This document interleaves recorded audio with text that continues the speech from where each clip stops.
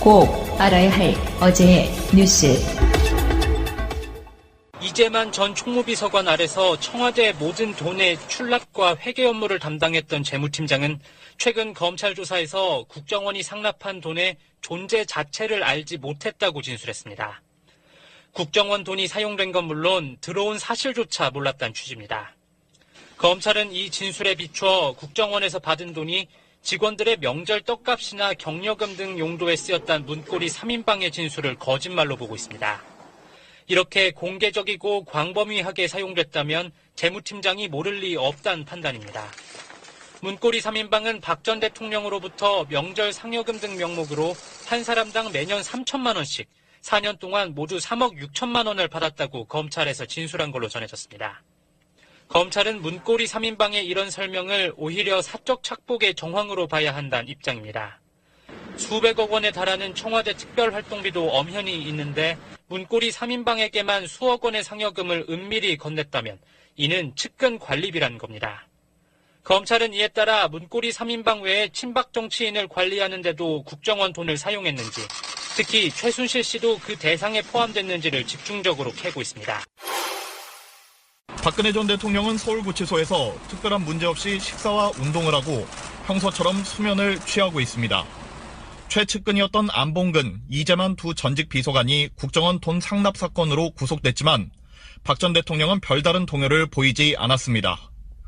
법무부 관계자는 구치소 내부에도 방송과 신문으로 국정원 돈 상납 사건이 연일 보도되고 있지만 박 전 대통령이 구치소에 수감된 뒤 역사책을 주로 읽을 뿐 TV와 신문은 한 번도 보지 않은 것으로 한다며 이번 사건도 알지 못하는 모습이라고 전했습니다. 박 전 대통령은 국정원 돈 상납 사건이 불거진 이번 주엔 누구도 만나지 않았습니다. 검찰은 이르면 다음 주 박근혜 전 대통령 시절 국정원장을 지낸 남재준, 이병기, 이병호 전 원장을 피의자로 불러 조사할 계획입니다. 박 전 대통령 지시를 받고 특수활동비를 상납했는지 등이 주요 조사 대상입니다.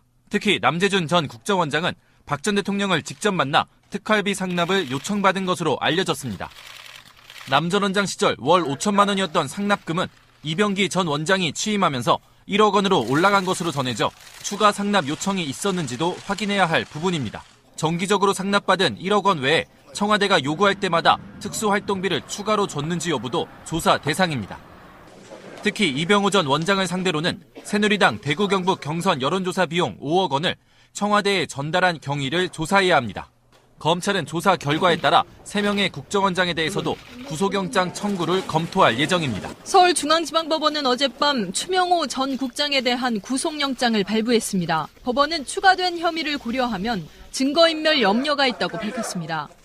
앞서 검찰은 지난달 추 전 국장에 대한 영장이 한 차례 기각된 이후 보강 수사를 거쳐 지난 1일 영장을 다시 청구했습니다. 이석수 전 특별감찰관 등을 사찰해 우병우 전 수석에게 비선 보고를 한 혐의 등을 추가한 겁니다.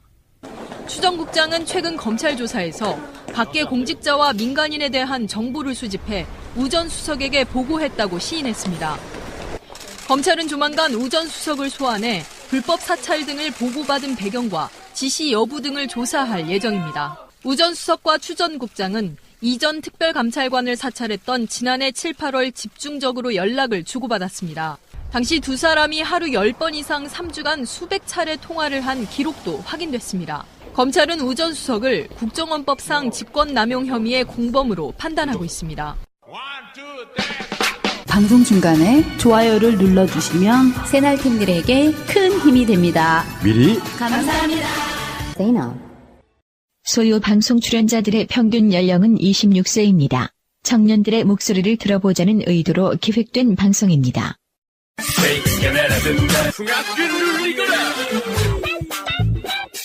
소리 없이 요란한 방송. 새날소유 방송 시작하겠습니다. 반갑습니다. 반갑습니다. 안녕하십니까. 네, 오늘도 세 분 자리하셨습니다. 어김없이 노란 머리를 휘날리며 뛰어오신 양세병님. 안녕하세요. 네. 머리 이쁘지 않아요? 아, 이뻐요. 노란 머리 앤. 맞아요. 노란 머리 앤. 이게 뭐야? 애는 뭐야? 내 맘이요. 머리 염색하는 건 잘 어울리시고 뭐 다음엔 또 무슨 색깔로 하실까? 저 파란색.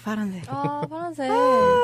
그래서 나중에 이제 무지개를 다 섭렵하시는. 그럼요. 빨주노초 파남보로 염색을 하실 것 같은 그런 느낌이 드네요. 예, 송병호님 자리하셨고요. 예, 이 작가님 자리하셨습니다. 네, 안녕하세요. 네. 그래요. 날씨가 갑자기 추워졌어요. 네, 너무 추워서 오늘 긴 패딩 입고 왔어요. 네. 벌써? 네. 벌써 패딩? 네, 저도 히트텍을 입어가지고. 아, 정말? 네. 그런데 오늘 하루 종일 추워가지고 일하는데, 막, 그, 오한이 들 정도로. 사무실이 좀 우풍이. 사무실에 난방장치가 없어요. 아, 난방장치가 없다고요? 네, 난방장치가 없고, 냉방장치는 잘 돼 있는데. 네. 맞아요. 저 어제, 네. 밤샘 했거든요. 학교에서 야작했거든요. 친구들이랑. 네. 근데 다들 너무 추워가지고 밖에 나가서 그런 거 사오더라고요. 이렇게 따뜻해지는 방석 같은 거랑 엄청 돈 쓰고 오더라고요. 애들 막 추워서 못 견디겠다고 학교에서. 그 USB 온열 방석. 네, 막 그런 거 편의점 가서 막 사오더라고요. 편의점에 파는구나. 제도로서의 민주주의가 흔들리고 구타는 일은 이제 없습니다. 민주주의가 밥이고 밥이 민주주의가 되어야 합니다. 그래요. 오늘 소요방송이 97화입니다. 그래서 오늘은 1997년에 있었던 얘기를 해볼 건데요. 1997년도에 다이애나 스펜서 전 영국 왕세자비가 사망하는 일이 벌어졌어요. 네. 일단은 이분이 원래는 귀족 집안이었는데 영국 왕실에 이제 시집을 가면서 되게 유명해지신 분이거든요. 그리고 미모도 상당히 출중해서 사람들이 관심이 많았는데 이제 아들도 둘 낳고 오손도손 잘 살아가는 것 같았는데 부부간의 불화가 심해가지고 결국에는 96년도에 이혼을 했어요. 요즘은 그런 관찰 프로그램 많은데 그때 당시에 이 사람이 진짜 너무 그런 식으로 언론에 자신의 일상 자체가 그렇죠. 다 노출이 되니까 네. 그거 자체를 못 견뎌 했었던 부분도 있고 근데 이분이 그렇다 하더라도 영국 왕실을 대표해서 좋은 일도 많이 하셨거든요. 실제로 뭐 자선단체 이런 데서 많이 네. 일을 해서 이혼하고 나서도 네. 그래서 오히려 그때 당시에는 사실 이혼이 굉장히 여자한테 치명적일 때잖아요. 네. 90년대면. 근데도 그런 자선단체에서 활동하고 이런 모습 때문에 오히려 왕세자한테 더 비난이 많이 가고 그렇죠. 예, 여론이 그런 식으로 형성이 됐었다고 하더라고요. 네, 그래서 그 뭐랄까 자신이 가지고 있는 가치관에 대한 신념은 되게 확고했었던 분 같은데 결국에는 그 연인이었던 노디 알 페아에드라는 사람과 데이트를 하다가 그 파파라치들의 그 추격을 따돌리다가 교통사고로 어느 날 갑자기 돌아가셨습니다. 그 파파라치들은 어떻게 됐나요? 이게 벌로 뭐 할 수 있는 거였나요? 실제로 쫓아가다가 사고 낸 그 사람들은 당연히 처벌을 받았어요. 네. 네, 과실치사로 네, 사생활 침해 구조 거부 이걸로 잡혀 들어와서 착한 사마리아인법 네, 적용이 받았어요. 이 사건이. 그래서 네, 처벌을 강하게 받았습니다. 네. 그때 사실 파파라치랑 다이애나 자체가 워낙 좀 싸운 걸로 유명해요. 황실하고도 막 직접 싸운 걸로 유명해가지고. 대찬 사람 뭐 이런 거. 네, 네. 파파라치 잡고서 막 몸싸움 벌이고 그런 적도 있어요. 네. 그런 것도 있는데. 파파라치가 너무 싫어가지고 저한테도 빡칠 것 같은데. 네, 아니 저한테 붙을 일이 없으니까 크게 예민하지 않은 건데 뭐 연예인들만 봐도 파파라치 때문에 완전 골머리를 앓잖아요. 그렇죠. 그게 사실은 몰카 아니에요? 그러니까 거의 몰카죠. 네. 그게 몰카죠. 그걸로 이제 또 문제는 그 사람들이 그걸로 수입원을 만드는 거잖아요. 그래요. 하여튼 뭐 이런 식으로 그 사생활 침해 그리고 조명받는 사람이 그렇게 썩 좋은 것만은 아니다라는 걸 보여준 것 같고 그런 부분에 대해서 침해를 받다 보니까 결국 그 극도의 스트레스 뭐 그런 것도 많았었던 걸로 기억이 납니다. 예, 그리고 97년도에 완전히 전 세계적으로 이슈였었고 그때 이제 추모의 물결이 엄청 났었는데 그 존 덴버라는 미국 가수가 그때 당시 추모곡도 만들어서 부르고 했었거든요. 근데 또 아이러니한 거는 그 해 존 덴버가 개인 비행기 추락사고로 또 죽어요. 뭐야? 그래서 또 그때 사람들이 또 많이 슬퍼했죠. 예, 하여튼 그런 일들이 있었고 97년 하면 또 빼놓을 수 없는 얘기를 해야 되겠죠. IMF 환란. 네, 대단했었죠. 결국에는 이제 이게 국가 부도 위기에 처해 있는 상황에서 국제통화기금으로부터 구제금융 요청을 해서 결국 그걸 서명을 해서 우리나라는 이제 그 살벌한 IMF 시대에 접어들게 된 거죠. 어마어마한 기업들이 쓰러지기 시작합니다. 제가 기억나는 거 한보, 뭐 대우, 뭐 기아, 혜태 들어보면 되게 큰 기업들이잖아요. 그룹이잖아요. 그런 회사들이 쓰러지다 보니까 수많은 분들이 실직을 하고 아니면 개인 사업들이 도산을 하고 그러다 보니까 많은 분들이 고통을 못 이기고 아까운 목숨을 스스로 끊는 일도 많았었죠. 요즘 뭐 그런 얘기들 뭐 어려웠었던 얘기들 하면은 IMF 얘기를 아직도 하시는 분들이 많잖아요. IMF 때 아버지가 IMF 때 뭐 우리 집안이 뭐 이런 얘기들 많이 하잖아요. 이러고 나서 사회 풍조가 많이 바뀌었다고 생각을 하는 게 뭐랄까 선이라는 게 좀 존재를 했었던 것 같은데 IMF 이후로 대다수의 사람들 그리고 가정에서 그 개인주의적인 그런 가정교육이 많이 나타나게 됐었던 것 같아요. 그런 개인주의적인 풍조가 많이 나타나지 않았나 생각이 듭니다. 그래요? 예, 그러다 보니까 이제 더불어서 사는 삶 그런 게 아니라 그러니까 자신의 생존에 대해서 사람들이 관심을 많이 갖게 된 거예요. 자신의 생존 이코르 이제 가정의 생존이겠죠. 왜 그랬냐면 그 전까지만 해도 이제 국가가 국민을 지켜줄 것이라는 그런 막연한 기대감 그리고 그런 거에 대한 공포 자체가 없었잖아요. 근데 어느 날 갑자기 국가가 나를 버릴 수도 있다. 그런 생각도 했었고 그리고 대부분의 사람들이 그때까지만 해도 한 직장에 들어가면 평생 그 직장에 다니면서 그렇잖아요. 이제 월급도 잘 받아가면서 그걸로 집도 사고 뭐 이제 가정을 이루고 뭐 이런 풍조가 있었는데 열심히 일하면은 회사에서 나를 책임져 준다 이런 게 있었는데 그때 평생 직장의 개념이 완전히 깨졌죠. 약간 뭐 노력하면 노력하는 만큼 돌아오는 게 있다라는 그 믿음이 많이 깨져버린. 네. 그리고 실제로 자기가 평생 근무했던 회사가 어느 날 문을 닫음으로 해서 본인이 빈곤에 몰리게 되는 그런 상황을 겪다 보니까 대부분의 사람들이 그때 회사나 국가에 대한 신뢰 자체를 많이 잃게 되고 요즘은 보면은 한 직장에 그렇게 오래 다니시는 분들 흔치는 않아요. 큰 대기업 빼고는 다 이렇게 옮기고 그 스스로 자신을 지키기 위한 방편으로 그런 식의 본능이 학습되지 않았나 그런 생각을 많이 합니다. 학창 시절에도 기억이 있는 게 그때 사실 갱 문화가 많이 발달했죠 우리나라. 일진 이런 거 처음 만들어지기 시작하고. 네. 그래요?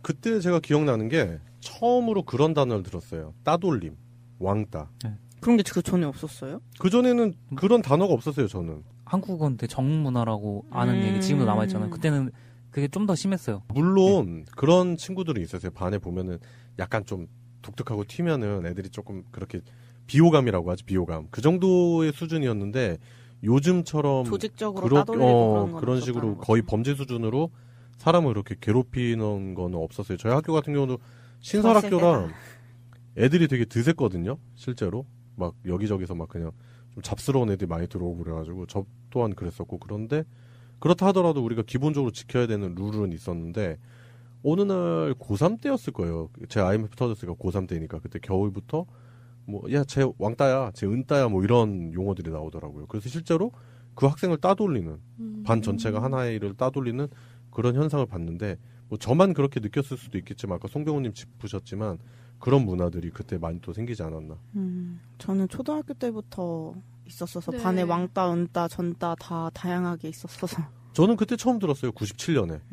그때 딱 기억이 나요. 그래서 저는 그때 당시에 그 뭐 왕따, 은따 쓰는 애들 그 표현 자체를 좋아하지 않아가지고 뭐 사람을 왜 따돌리냐 뭐 이러면서 그걸로 언쟁도 하고 뭐 멱살잡이도 몇 번 하고 그랬었던 기억이 나요.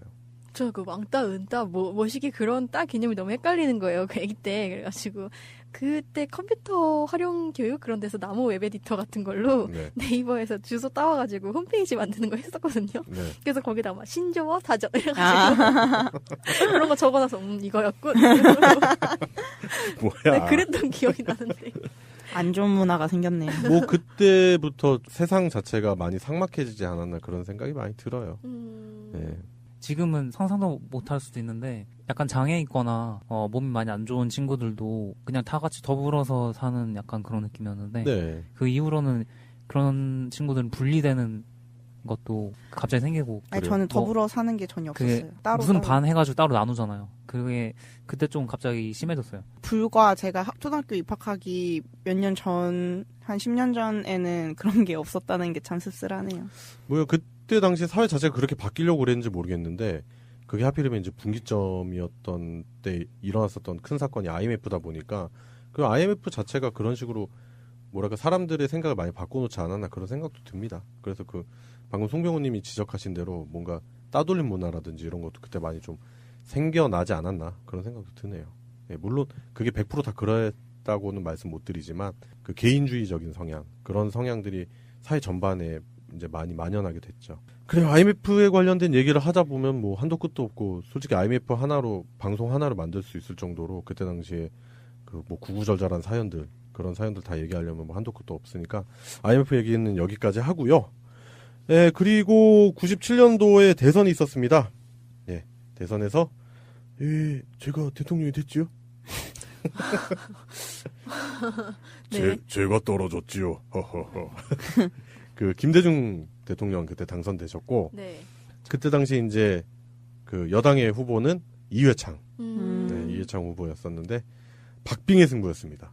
그 정치 쪽에 그렇게 관심이 없는 고3 때였는데 기억나는 게 이제 친구가 맹장 수술해서 입원했는데 저희가 입원실에서 다 모여가지고 대선 그 생중계를 봤던 기억이 나요. 그래가지고 김대중 대통령 당선이 됐을 때 모르겠어요. 그 왠지 그냥 기쁜 거 있잖아요. 네네. 뭐 이제 잘 될 것 같고 그리고 그 전에 저희 담임 선생님이 그 김대중 대통령에 대한 좋은 얘기를 많이 해주셨어요. 실제로. 그리고 이분이 진짜 민주화를 위해 앞장서셨던 분이다. 그런 책에서는 가르쳐주지 않았던 그런 내용들을 많이 말씀을 해주셔서 그런지 감회가 새로웠었던 것 같고 그리고 그때 당시에 이회창 후보 쪽은 왠지 그 부정부패 이런 쪽이랑 많이 연관이 있을 것 같고 실제로도 뭐 아들 군 병역 문제부터 해서 뭐 그런 안 좋은 이슈의 논란에 많이 있었죠. 며느리 원정 출산이랑 뭐 호화 빌라 논란 해서 논란 엄청 많았어요. 그리고 이회창 후보 그 양반의 집안이 이제 예산에서 워낙 그 알아주는 세력가 집안이에요. 재력가 집안이기도 하고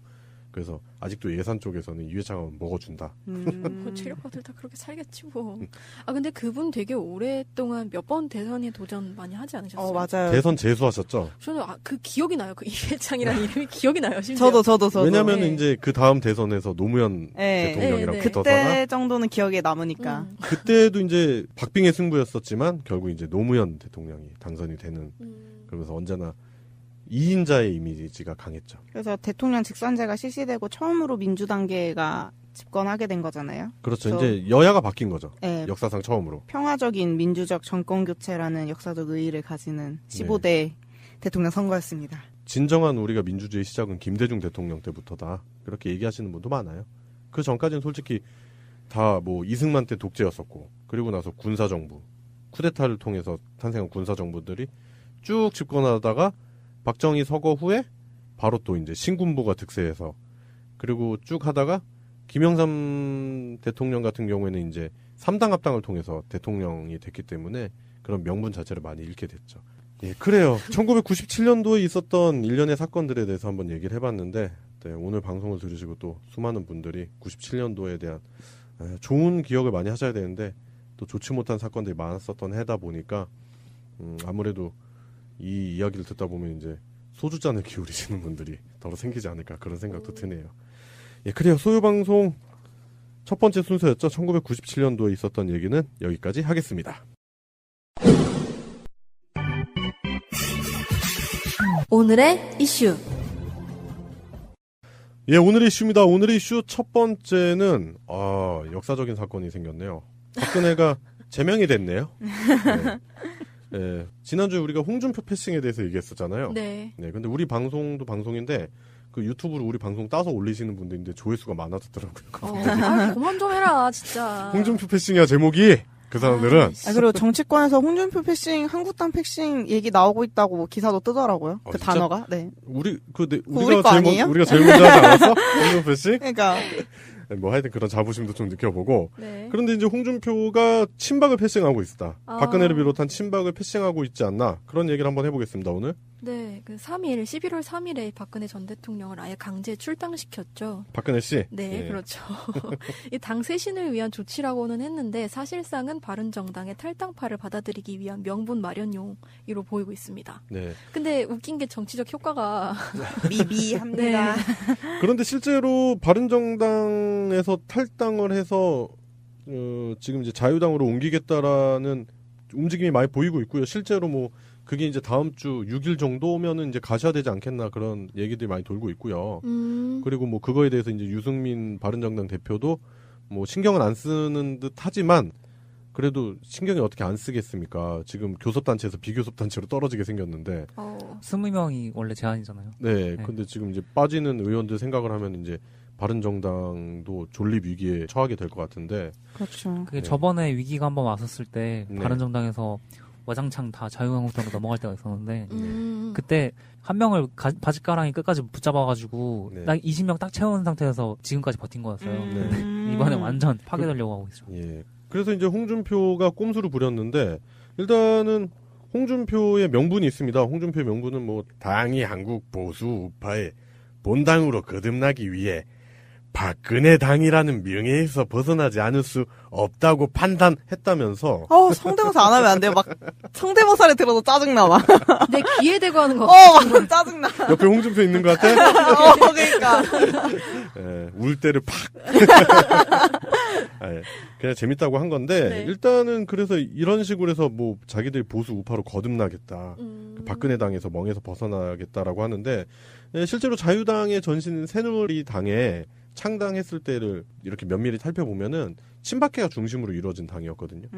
그리고 그 전에 한나라당 때부터 해서 박근혜가 이제 그 이미지는 또 그런 게 있잖아요. 뭐 퍼스트 레이디 뭐 이미지 막 사람들이 뭐 하여튼 그런 이미지 때문에 당시에 한나라당이 위기일 때마다 박근혜가 구원투수 역할은 하긴 했었어요. 그런데 이제는 뭐 과감하게 출당시켜버린 그런 일이 생긴 거죠. 배신 아니에요 이거? 따져놓고 보면? 이 사람들은 뭐 다 배신의 정치지. 사실 유승민은 조금 이제 그 배신자라는 그 비난이 홍준표한테 더 많이 쏠리게 되지 않을까 이렇게 생각할 수도 있을 것 같아요. 네. 그렇죠. 저희는 사실 그렇게 생각해서 비난을 받아야지 마땅하다고 생각을 하는데 홍준표 생각은 조금 다른 것 같아요. 왜냐면은 이번에 페이스북에 홍준표가 갑자기 뜬금없이 영어 문구 한 문구를 올렸어요. The buck stops here 라고 올렸는데 그게 그러니까 무슨 뜻이에요? 벅이라는 게 여러 가지 의미가 있는데요. 책임이라는 의미가 이제 여기선 책임이라는 의미예요. 그래서 책임을 다른 사람한테 넘기지 않고 내가 책임지겠다. 나에서 멈추겠다. 내가 다 책임지겠다는 말이거든요. 근데 이게 난 좀 웃긴 것 같은 게 난 사실 박근혜를 그렇게 잘라낸 게 꼭 도마뱀 꼬리 자르기처럼 결국 성완종 리스트에 대한 자기 언급이 안 나오려고 이렇게 피하는 것 같았거든요. 그러니까 자유한국당을 매개로 지금 홍준표랑 박근혜랑 연결이 되어 있고 그 박근혜 그거 뭐죠? 그 대선 개입 뭐 자금 이런 거 했을 때 나왔던 게 성완종 리스트였잖아요. 처음에. 근데 홍준표도 거기서 자유로울 수가 없는 인물인 거고요. 그럼요. 그래서 그거 꼬리를 자르기 위해서 오히려 이렇게 했을까 싶은 거예요. 근데 저도 그렇게 생각해요. 어차피 박근혜를 가지고 있다는 게 친박계 그 인사들을 가지고 있다는 거에서 의미가 있는 거지. 박근혜 자체는 솔직히 아무것도 아니잖아요. 오히려 자기한테는 꼬리가 해가 되는 되는 거잖아요. 거니까. 근데 그렇게 생각했는데 저는 이 영어 문구가 되게 웃겼던 게 그 내부자들 보면은 그 장피루라는 인물이 나오는데 사실 그 사람은 판이 짜여진 다음에 그냥 거기에 꽂혀진 말 하나예요. 근데 자신은 내가 다 하고 있어라고 생각해요. 불쌍해. 근데 딱 그런 느낌인 거야. 얘는 솔직히 장피루급도 안 된다고 생각하거든요. 저는. 가엾어라. 되게 자기가 중심 인물인 것처럼 얘기하고 있지만 사실은 좀 초라한 것 같아요. 네, 맞아요. 저도 꼬집고 싶은 게 딱 그거예요. 지금 이거 자체가 어떤 본인이 비난받을 거를 어떤 용기를 내서 내가 했다 막 이런 식으로 주장을 굉장히 하고 싶어 하는 것 같아요. 그리고 실제로 이제 지금 우리는 사실 적폐라고 생각하지만 남아있는 언론에서 홍준표가 이거 하나만큼은 직권을 이용해서 직권을 행사했다라고 이렇게 표현을 해주고 있어요. 근데 저는 그렇게 생각하기 좀 어렵지 않나 생각이 되거든요. 일단은 아까 그 문구로 다시 돌아가서 그 문구에 대한 그 어원을 조금 따져보면요. 이 말 자체는 미국 해리 트루먼 대통령이 만든 말이에요. 트루먼 대통령이 한 얘기예요? 네. 트루먼 대통령이 이거를 만들었는데 패싱 더 벅이라는 반대의 의미가 있어요. 그러니까 패싱 우리가 맨날 패싱 패싱하는 그 패싱 그러니까 그 책임을 막 회피하고 다른 사람한테 줘버린다. 또 패싱이야. 이 말에서 반대되는 말로 만든 말인데 이 대통령이 이 문구를 굉장히 좋아해서 집무하는 책상에 이거를 새겨가지고 남겨놨어요. 좌우명 뭐 이런 거네요. 네, 다른 대통령들도 이거를 보면서 집무를 해라 이런 의미로 남겨놓은 거예요. 그래서 이거를 후대 대통령들이 많이 이제 사용을 했는데 클린턴도 이걸 연설에 사용했었고 오바마도 임기 중에 끊임없이 연설이랑 입장 표명할 때 이걸 계속 인용을 했어요. 모든 책임은 나한테 있다. 그걸 통감한다는 걸 계속 주장을 했었거든요. 근데 이 말 자체가 사실 요즘 트럼프가 이 말로 굉장히 공격을 많이 받고 있어요. 왜냐면은 역대 대통령들은 그 문구대로 자신들이 책임을 다 떠안고 넘어갔는데 이번 트럼프는 전혀 이 문구랑 상반되게 행동하는 거예요. 예를 들면은 이번에 일자리 문제가 터져가지고 미국에서 일자리 문제가 아직도 정리가 안 되고 있어요. 네. 근데 그거에 대해서 트럼프가 하는 얘기는 내가 책임을 안겠다 이렇게 나오는 게 아니고 너네가 좀 어떻게 해봐 이런 식으로 나와요. 그러니까 그 트위터 고객 그 상담실 직원이 계정을 잠깐 날려버렸지. 얼마나 꼴보기 싫었어요. 네, 얼마나 꼴보기 싫으면. 네, 그래서 사실 트럼프가 이 말로 요즘 공격을 많이 받고 있는데 네. 그래서 The buck stops there라고 사람들 막 비꼬아서 막 얘기하고 뭐 그런 식으로 공격을 많이 받는데 이걸 홍준표가 갑자기 따와서 얘기를 하는 거예요. 그런 것도 굉장히 웃긴 거고 약간 김빙삼식 해석이긴 한데 네. 전설의 트위터리안 네. 김빙삼 씨. 준표가 여기서 말한 그 벅은 사실은 그 벅이 아니라 달러의 의미 아닌가. 달러가 여기서 1억이 여기서 멈췄다. 네.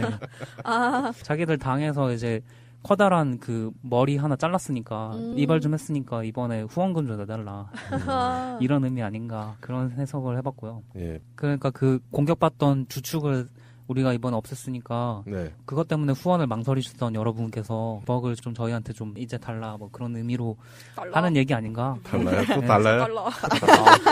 그런 얘기 아닌가. 네. 싶고요. 페이스북에 또 뭐 좋은 글은 다 갖다 쓰시는 것 같아요. 이 양반이. 당단부단 반수기란이라는 그런 표현도 썼는데 네. 이게 이제 뭐 마땅히 잘라야 할 것을 자르지 못하면 훗날 재앙이 온다라는 사기의 구절이라고 합니다. 그래서 출당 조치가 불가피했다라고 강조를 한 건데 이거는 이제 또 반대로 생각해 볼 수 있어요. 친박 입장에서는 홍준표 저놈을 당단부단 반수기란 했어야 되는 건데 그 타이밍을 놓쳐가지고 우리가 이렇게 역풍을 맞는다, 역공을 당한다 이런 생각도 할 수 있는 거죠. 그 언론에서 계속 직권을 행사했다고 얘기는 하는데 네. 가장 큰 공신은 따로 있고 네. 2등 공신이 문재인 대통령이 아닌가 그렇게 생각을 해요. 문재인 대통령이 지지율 하나는 정말 관리를 잘 해주시잖아요. 근데 지금 뭐 계속 70%대 이상으로 나와주고 있고요. 네. 예. 그게 사실은 가장 큰 직접적인 원인이 아닌가. 그거를 더 이상을 너무 다른 수를 찾을 수가 없기 때문에 결국에는 본인한테 악수일 수도 있겠지만 이걸 둔 게 아닌가. 그렇게 생각이 되고 네. 거기에 1등 공신은 저희 방송을 들으신 청취자분들 그리고 네. 나아가서는 국민분들이라고 생각을 해요. 네. 국민 여러분께서 문재인 대통령에 대한 지지를 끊임없이 주시고 계시고 문재인 대통령은 그걸 받아서 적폐 청산에 대해서 계속해서 주장을 하시고 거기에 계속 지지를 해주시기 때문에 이게 가능한 거지. 사실 홍준표 본인이나 그런 사람들이 그걸 좋아서 할 리가 없잖아요. 그리고 이제 홍준표가 이 결정사항에 대해서 이제 친박들을 달래야 될 거 아닙니까? 그래서 이제 내세우는 논리가 지난 대선 과정에서 일관되게 탄핵 재판의 부당성을 자신 주장했었다. 뭐 정치 재판이다라고 하면서 박근혜 구속에 대해서 강하게 비판을 하고 부당함을 이렇게 자기는 토로를 했는데 여권이 자꾸 이거를 지방선거에 승리하는 용도로 끌고 가려고 박근혜를 구속기간 연장까지 하면서 자꾸 정치적으로 정치 재판을 하고 있다라면서 더 나아가서 이제 자유당을 국정농당 박근혜당으로 낙인 찍어가지고 한국의 보수우파를 괴멸을 할 목적이라는 말도 안 되는 얘기를 했습니다. 그 말이 된다고 홍준표가 직접 얘기한 거예요? 네, 그렇게? 홍준표가 했던 워딩을 중심으로 건가? 말씀드린 건데 아니 솔직히 그렇잖아요. 박근혜가 진짜 부당하다고 생각되면 그걸 부당함을 계속 주장을 하면서 해야지. 같이 끌어안고 부당하면 같이 주장을 해야죠. 그러니까 그거잖아요. 우리 집에 죄를 지은 애가 있는데 그 죄를 상대방 쪽에서 침소봉대가지고 계속 얘를 비판하니까 난 얘가 잘못됐다고 생각은 안 하지만 얘 때문에 우리 집안 이미지가 안 좋아지니까 얘를 집에서 쫓아낼 거야. 그러니까 말도 안 되는 소리잖아요. 네. 근데 뭐 딱히 달랠 생각도 없는 것 같은 게 그 출당 조치를 친박계 의원들이 반박하니까 뭐 바퀴벌레냐고 비겁하다고 추태 그만 부리고 남자답게 떠나라 막 이런 얘기 하던데 스트롱맨처럼. 근데 사실은 지금도 10% 안팎인가요 지지율이? 17% 정도 되더라고요. 근데 만약에 이제 친박계 아니면 또 조금 강경하게 그러고 주장하시는 분들의 지지도가 떠나게 돼버리면 떨어지는 대신에 바른정당을 얻겠죠. 그러면 뭐 비슷비슷할 것 같은데. 근데 의원은 얻지만 지지도는 그죠. 지지부진할 거란 얘기죠. 네. 그러면서 계속 국회에서 정부를 상대로 해가지고 정치 딜을 하겠죠. 근데 사실 한국당 메시지 자체에 힘이 없잖아요. 국정 운영에서 점점 아까 얘기했던 왕따가 되고 있는데 고립되고 있는데 민주당 쪽에서도 제1로 협상을 할 야당이 악당이라고 생각 안 하지 않을까요? 근데 실제로 이제 국민 여론이 무서운 게 뭐냐면 과거에는 이제 자유당이 이상한 퍼포먼스를 하면 뭐 그때도 그랬지만 지금은 그때 당시에는 아유 저놈들 저거 다 쇼다 이렇게 했지만 요즘 이제 강하게 공격을 하는 입장이 돼버렸어요. 이제 그런 게 지겨운 거예요. 왜냐면 뻔히 팩트를 대다수의 국민분들은 알고 있는데 자꾸 그거에 역행하는 행위를 함으로 해서 자신들의 뭐 정치적 신념을 어필할지는 모르겠지만 국민들 입장에서는 그게 피로감을 넘어서 이제 짜증이 화가 나는 거예요. 아니 아직까지도 타블렛 PC 얘기하고 있으면 어쩌자는 거야. 그렇죠. 그만해라 진짜. 그러면서 뭐 국정감사 보이콧하면서 마스크 퍼포먼스 하고 그 현수막 퍼포먼스 했을 때 사람들 반응이 너무 안 좋잖아요. 뭐 하는 건지. 쌍욕을 섞어가면서까지 비판을 넘어서 이제 저 당 자체가 없어져야 된다 그런 주장이 더욱더 강하게 흘러나오는 거. 그리고 실제로 자신들의 기반인 친박 세력들뿐만 아니라 지지자들 자체를 아우르지 못하고 갈팡질팡하고 있지 않나 그런 생각도 듭니다. 이 사람들이 지금 그러니까 궁지에 몰려 있는데 네. 거기에서 본인들이 쓸 수 있는 최선의 선택이라고 생각을 해서 하는 행동 자체가 결국에는 프레임 싸움이라는 거죠. 네, 그렇죠. 그래서 본인이 그걸 직권을 이용해서 본인 홍준표라는 사람이 굉장한 파워를 가지고 있는 것처럼 보이게 하고 그 사람이 이런 걸 독단적으로 행동할 수 있는 사람인 것처럼 만들어주면 그런 허위 리더십을 이제 만들어주는 거예요. 네. 언론에서도 만들어주고 있고. 네, 그렇죠. 네. 그런 본인들도 계속 그런 다른 의원들을 통해서 그런 걸 만들어주고 있는데 그 약간 그런 느낌이 들었어요. 그 예전에 이제 박근혜 사건 관련해서 수사를 할 때 그런 얘기가 있었잖아요. 우리나라의 권력 서열이 어떻게 되는지 아느냐 이런 얘기가 나왔었잖아요. 그래서 1위가 최순실이고 네.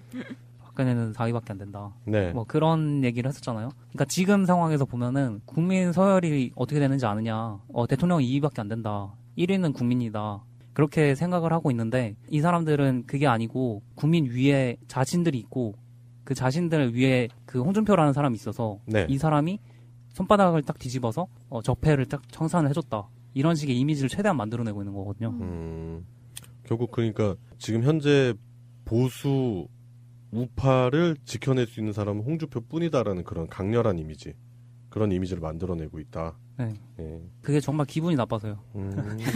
그 홍준표 자체 그 사람이 지금까지 정치적 행보를 보면은 다 그런 식이었잖아요. 그 방통위원 있잖아요. 네. 방통위원이 딱 한 명이 딱 바뀌는 순간부터 갑자기 YTN이랑 MBC랑 KBS랑 다 언론 쪽에서 이제 보도하는 태도 자체가 갑자기 확 변해가지고 네. 문재인 대통령한테 유리한 쪽의 보도가 조금씩 늘어나고 있어요. 근데 그 방통위원 한 명 바뀌었다고 지금 그러니까 막 바뀌는 이런 와중에서 최대한 끝까지 그 언론을 이용해 먹는 그런 거가 또 보여서 좀 기분이 나쁘고 만약에 언론이 정상화가 된다고 해도 사실은 이 사건 때문에 진정성이 약간 의심받을 수도 있지 않나 네. 그런 생각까지 해봤습니다.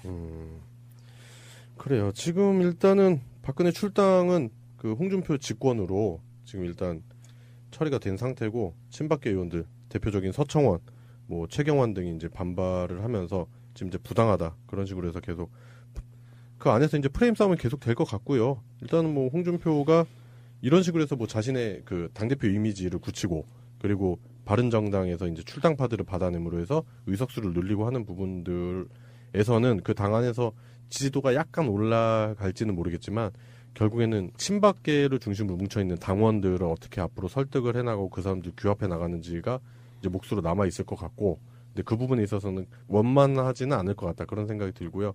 그리고 이런 일들을 통해서 내년 지방선거에서 다시금 뭐 자유당의 부활을 꾀하는 것 같은데 제가 봤을 때는 어린 반푼업체도 없는 예, 가망이 없는 것 같습니다. 네, 그러니까 심폐소생술을 연락이 하고 있는데 결국 그게 이제 무의미한 일이 아닐까 그런 생각도 들고 결국엔 이제 보수파를 뭐 신보수 막 이러면서 주장하면서 자꾸 이렇게 규합하려고 하는 그런 움직임이 보이는 것 같은데 제가 봤을 땐 그렇게 크게 유의미한 정치 행위는 아닌 것 같다 그런 생각이 드네요. 예, 오늘의 첫 번째 이슈였습니다. 홍준표의 친박 패싱이었습니다. 새가 날아든다는 여러분들의 하트를 먹고 삽니다. 잊지 않으셨죠? 에피소드 제목을 누르고 플레이가 되면 오른쪽 위에 하트를 꾹 눌러주세요. 오늘도 감사합니다. 더 많은 분들이 들을 수 있도록 하트 꼭 눌러주세요. 예, 오늘의 이슈 두 번째입니다. 오늘의 이슈 두 번째는 추명호가 구속됐네요. 네, 그 추명호 전 국정원 국장이었죠. 네. 영장 재청구 끝에 결국 구속이 됐습니다. 네. 그래서 이명박근혜 시절 국가정보원의 각종 정치 공작에 관여했다는 의혹을 받는 인물이고 이 구속이 사실은 우병우 전 수석의 소환으로 향하는 수사의 시발점이 되지 않을까 하는 네. 분석이 나오고 있어요. 이 사람의 직책이 국정원에서 국익정보국장이었어요. 아 정말 국익을 위하여 남다른 노력을 해주셨어요. 이 사람이 주장하는 국익이 뭔지 참 궁금하네요. 네. 예. 국익정보국장이라는 자리에 있으면서 한 일 자체가 네. 이명박 정권 때는 국정원 정치공작을 주도하셨고요. 네. 박근혜 정권에서는 우병우한테 비선보고를 했다는 거잖아요. 네, 우병우 딸랑이었죠. 이게 정말 국익정보국장으로서 할 수 있는 일인 건가? 그러니까 이 사람이 했던 일들을 이렇게 보면은 문성근, 김미아 씨 등 정부 비판 연예인 퇴출 공작. 네. 그때 저희 얘기했었던 합성 이런 거. 뭐 그런 것도 다 연관이 있겠죠. 그다음에 당시 야권 정치인 비판 공작. 이게 국익이랑 뭔 상관이요. 우리가 그 같은 땅에서 사는 나라가 다른 것 같아. 그러니까 말이죠. 사실 그 이번에 이 사람이 두 번째 영장 심사를 받은 거예요. 네. 그 사실은 저번 달 10월 20일 네. 그때 이제 1차 영장이 신청이 됐었는데 기각이 됐었어요. 네. 근데 그때 사실 증거인멸 가능성에 대해서 인정이 안 된다고 돼서 이제 기각이 됐었는데 네. 이번에는 그 증거인멸 가능성이 인정돼서 영장이 청구가 된 거고 그래서 구속이 된 거죠. 그리고 이 사람이 관련된 일이 이제 또 특수활동비. 요즘 많이 많잖아요. 특수활동비. 그걸 이제 조윤선, 현기환, 당시 이제 박근혜 정부 시절에 정무수석이었었죠. 청와대. 그 사람들에게 매달 500만 원씩 상납을 했다. 그런 의혹도 있습니다. 집중을 받는 건 또 우전 수석의 지시를 받고 또 그 이석수 전 특별감찰관, 뭐 이광구 우리은행장, 뭐 김진선 전 평창 동계올림픽 조직위원장 등을 사찰했다. 네, 민간인 보고했다. 민간인 사찰을 했다라는 그 중범죄 혐의를 추가 적용할 수 있다는. 네. 결국 그렇게 돼서 이제 추명호가 그 부분에 대해서 뭐 자백을 한다든지 자백을 할까? 자백은 안 할 것 혐의가 같긴 해요. 인정이 네. 되면은 결국엔 그 수사의 칼날이 우병우에게도 향하겠죠. 그래서 비선보고를 받은 게 우병우니까. 네. 우리가 우병우가 영장 기각된 것 때문에 많은 분들이 분노했잖아요. 네, 그거에 대해서 사실 제가 좀 얘기를 더 드려야 되는데 네. 이 사실 정유라랑 우병우 영장을 기각했던 사람이 누군지 기억하시나요? 누구였죠? 권순호 영장 담당 판사예요. 예. 네. 권순호 판사가 이번에 사실 2차 영장을 인정한 사람이에요. 네. 그러니까 이 사람마저 이제 인정할 정도의 증거가 다 나온 거예요. 아, 이거 카바 못 쳐주겠다, 네. 이제. 더 이상 더는 못 쳐주겠다, 이렇게 나와요. 그 예전에 스타크래프트 보면 그런 거 있잖아요. 막 계속 막다가 안 되면 지지. 네. 아 이거 못 막아요. 네. 막 이러면서. 네. 재판부도 이제 지지를 치셨고요. 네. 사실 이 권순호 영장 담당 판사가 동생이 그 삼성 전략기획실에서 일을 하고 있다. 아우 다 연관이 돼 있네. 네, 이재용 재판에 대비하는 핵심 인원이다라는 걸 이제 주진우 기자가 밝혀주셔가지고 네. 이게 논란이 많았었던 판사인데 네. 이런 판사마저 이제 이거를 인정할 정도면 정말로 큰 게 나온 건데요. 네. 자기한테 똥을 치기 전에 그냥 발 빼는 거 아니에요? 네. 여기도 꼬리 자르. 네. 뭐 그럴 수도 그렇죠. 있는데 네. 그 과정 자체가 굉장히 좀 재밌어요. 이게 뭐 다른 일이 많아서 덮인 것도 있는데 네. 그거를 좀 소개를 시켜드릴게요. 그게 일단은 1차 기각이 된 다음에 펑펑 운 사람이 있어요. 그 우리가 아까도 얘기하셨지만 나체 사진 유포했다고 네. 주모한 사람이라고 이제 추정이 되는 사람이 있었어요. 네. 그게 국정원 간부 유모 씨가 있는데요. 네.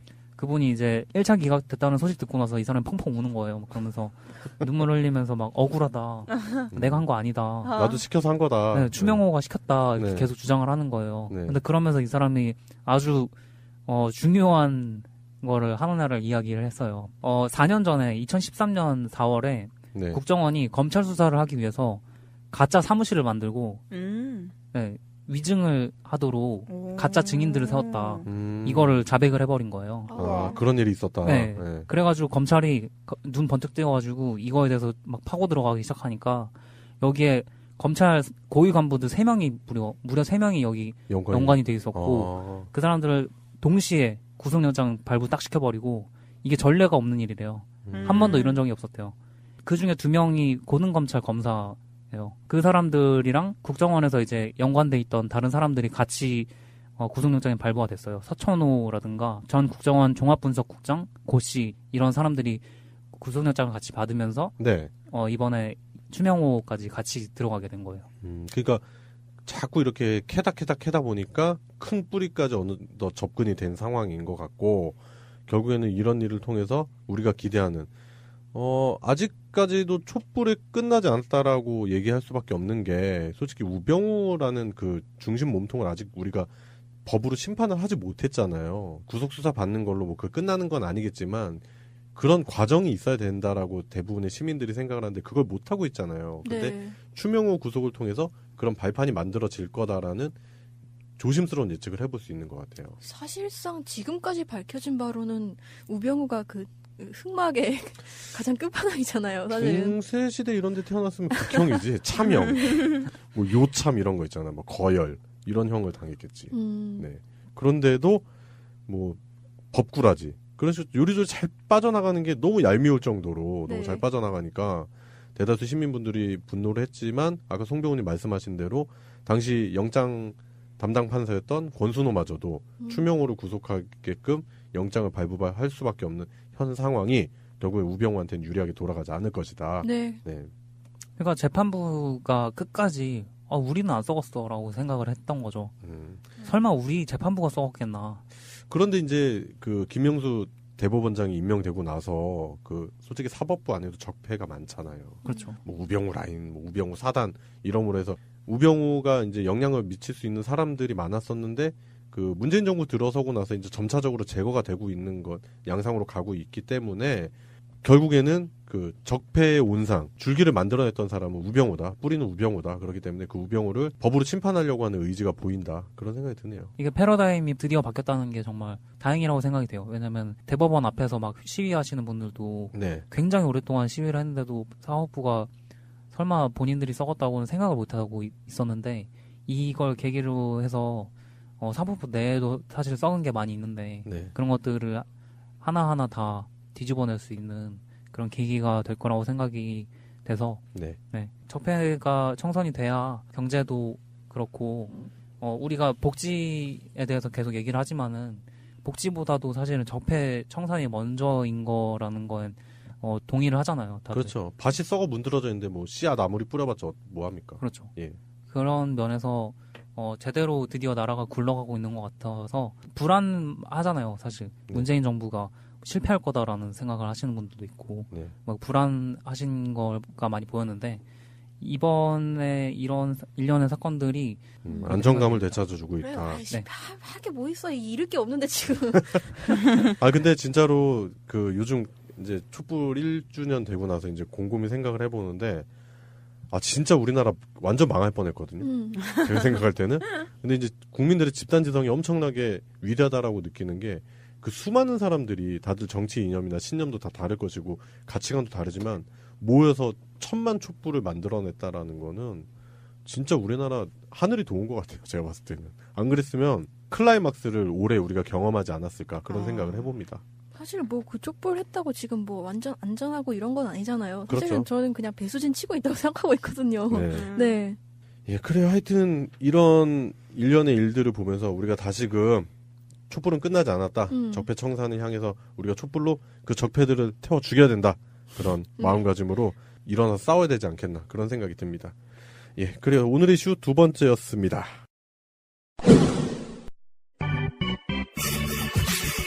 금주의 시사. 금주 시사 시간이 돌아왔습니다. 금주 시사 첫 번째는요. 양세병님이 준비하신 시사인데요. 어떤 시사 준비하셨죠? 제 제목을 네. 안전불감증을 패러디해서 성범죄 불감증이라고 정해봤어요.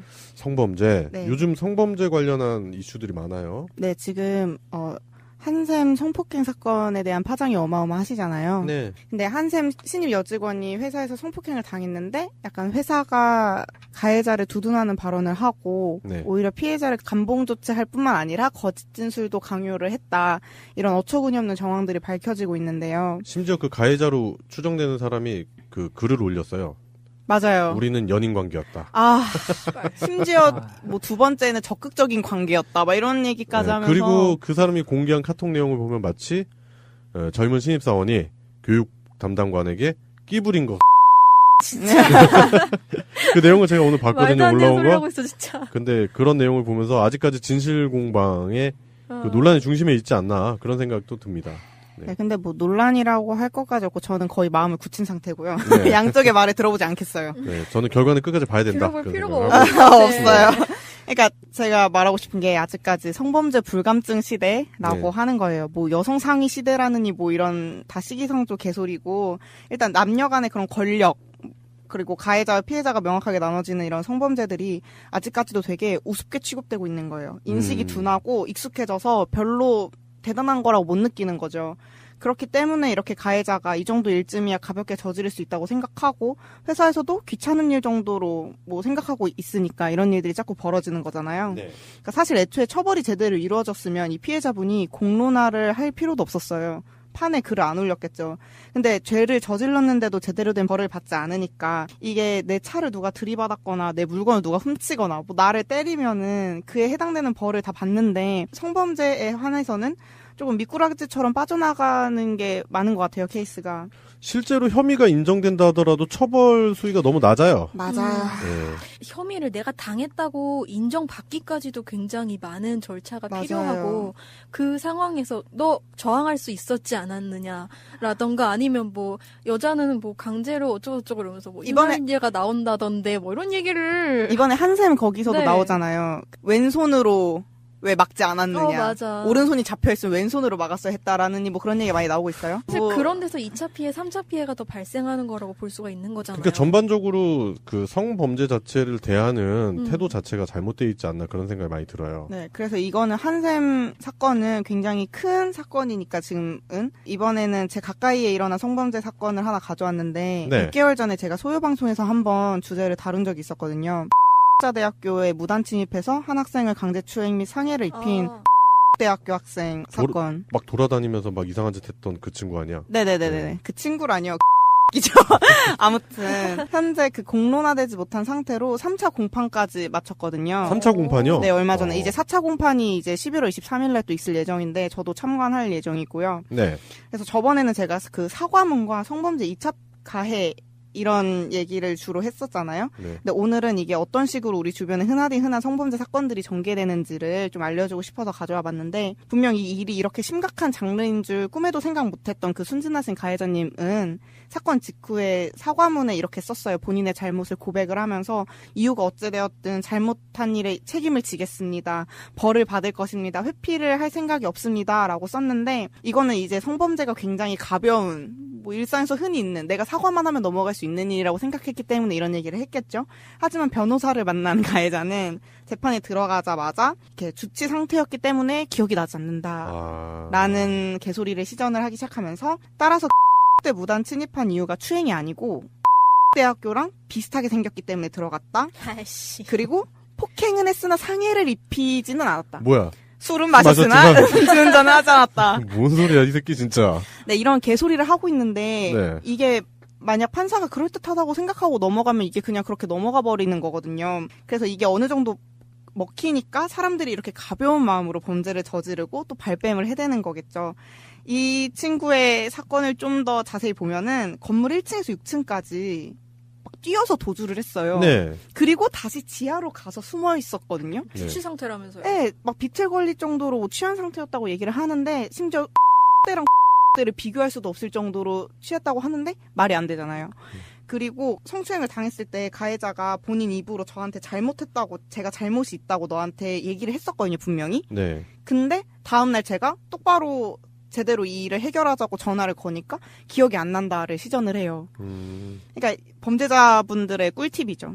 여러분 뭐 형량을 줄이고 싶으면 술을 마셨다고 하세요. 네, 술을 많이 먹어서 심신 미약했다. 네. 예. 저도 그래서 신고 못했어요. 그때 뭐 기억이 안 난다고 하는데 어떡해요.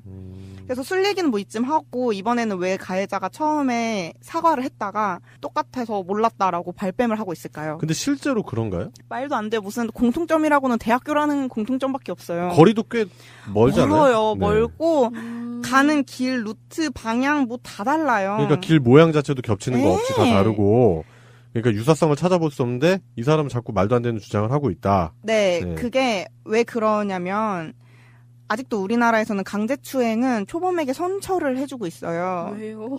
한 번 더 하라고 이렇게 뭐 독려해주는 건가 봐요. 저도 잘 모르겠어요. 야야야 처음이니까 한번 봐줄 테니까. 한 번 더 해. 그때. 아니 한 번 더에는 아니겠지.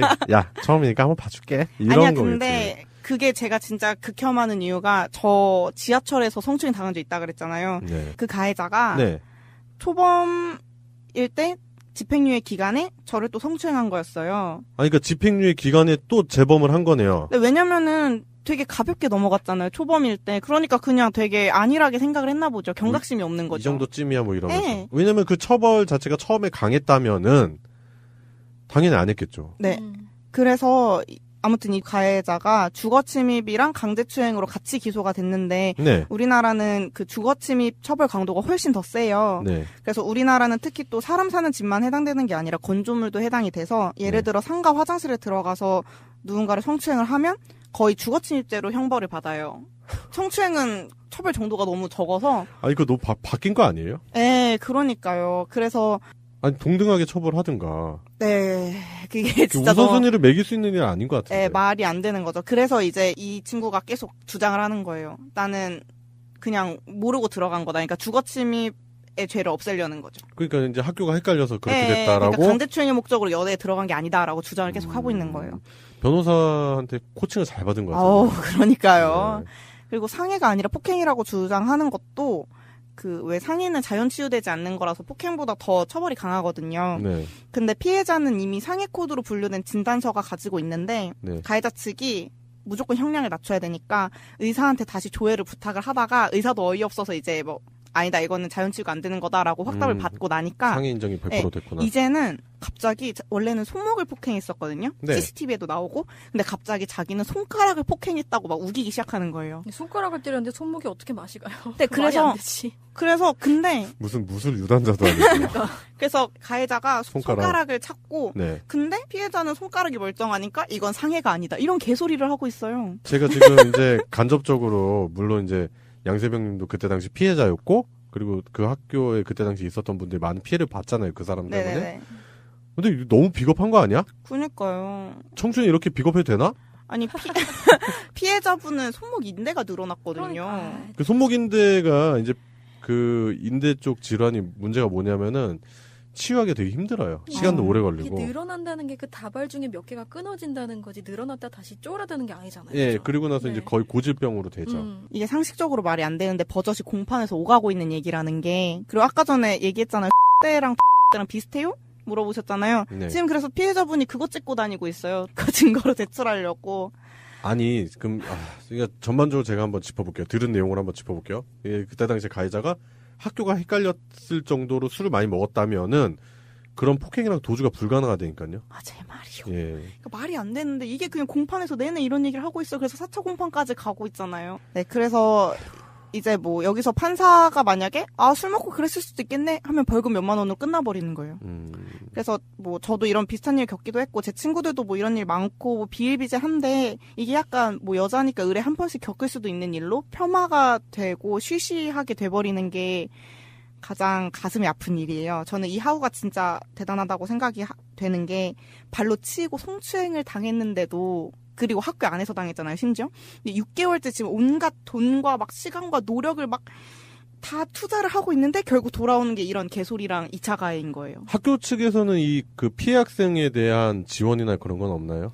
이게 딱히 학교에서 지원을 해주는 건 없고 비상대책위원회나 네. 뭐 학생회 측에서 같이 탄원서를 받거나 하는 부분에서 도움은 주고 있지만 이거는 학교 측 차원으로 그렇죠. 대응을 해줘야 되는 거 아닌가요? 아니요, 그러지 못하고 있는 것 같아요. 지금. 우선적으로 학교에서 막아줬어야 되는 부분인 거잖아요. 학교에 무단침입에서 그 학교에 다니고 있는 학생이 지금 피해를 본 거잖아요. 네. 근데 저희 학교가 어느 정도냐면 뭐 미대 건물에 저번에 제가 얘기 안 했나요? 미대 건물에 남학생 출입해서 학생들이 두려움을 얻고 나니까 그 다음부터 학생들이 야작을 못하게 그렇지. 하게 너네 야간에 작업하지 마. 니네가 야간에 작업하니까 네. 남학생이 들어오는 거야. 이런 네. 식이었잖아요. 저희 학교 대응이 그래요. 그러니까 누가 신고를 하고 재판을 하겠냐고요. 성범죄가 이런 식으로 미꾸라지처럼 다들 도망가 버리는데.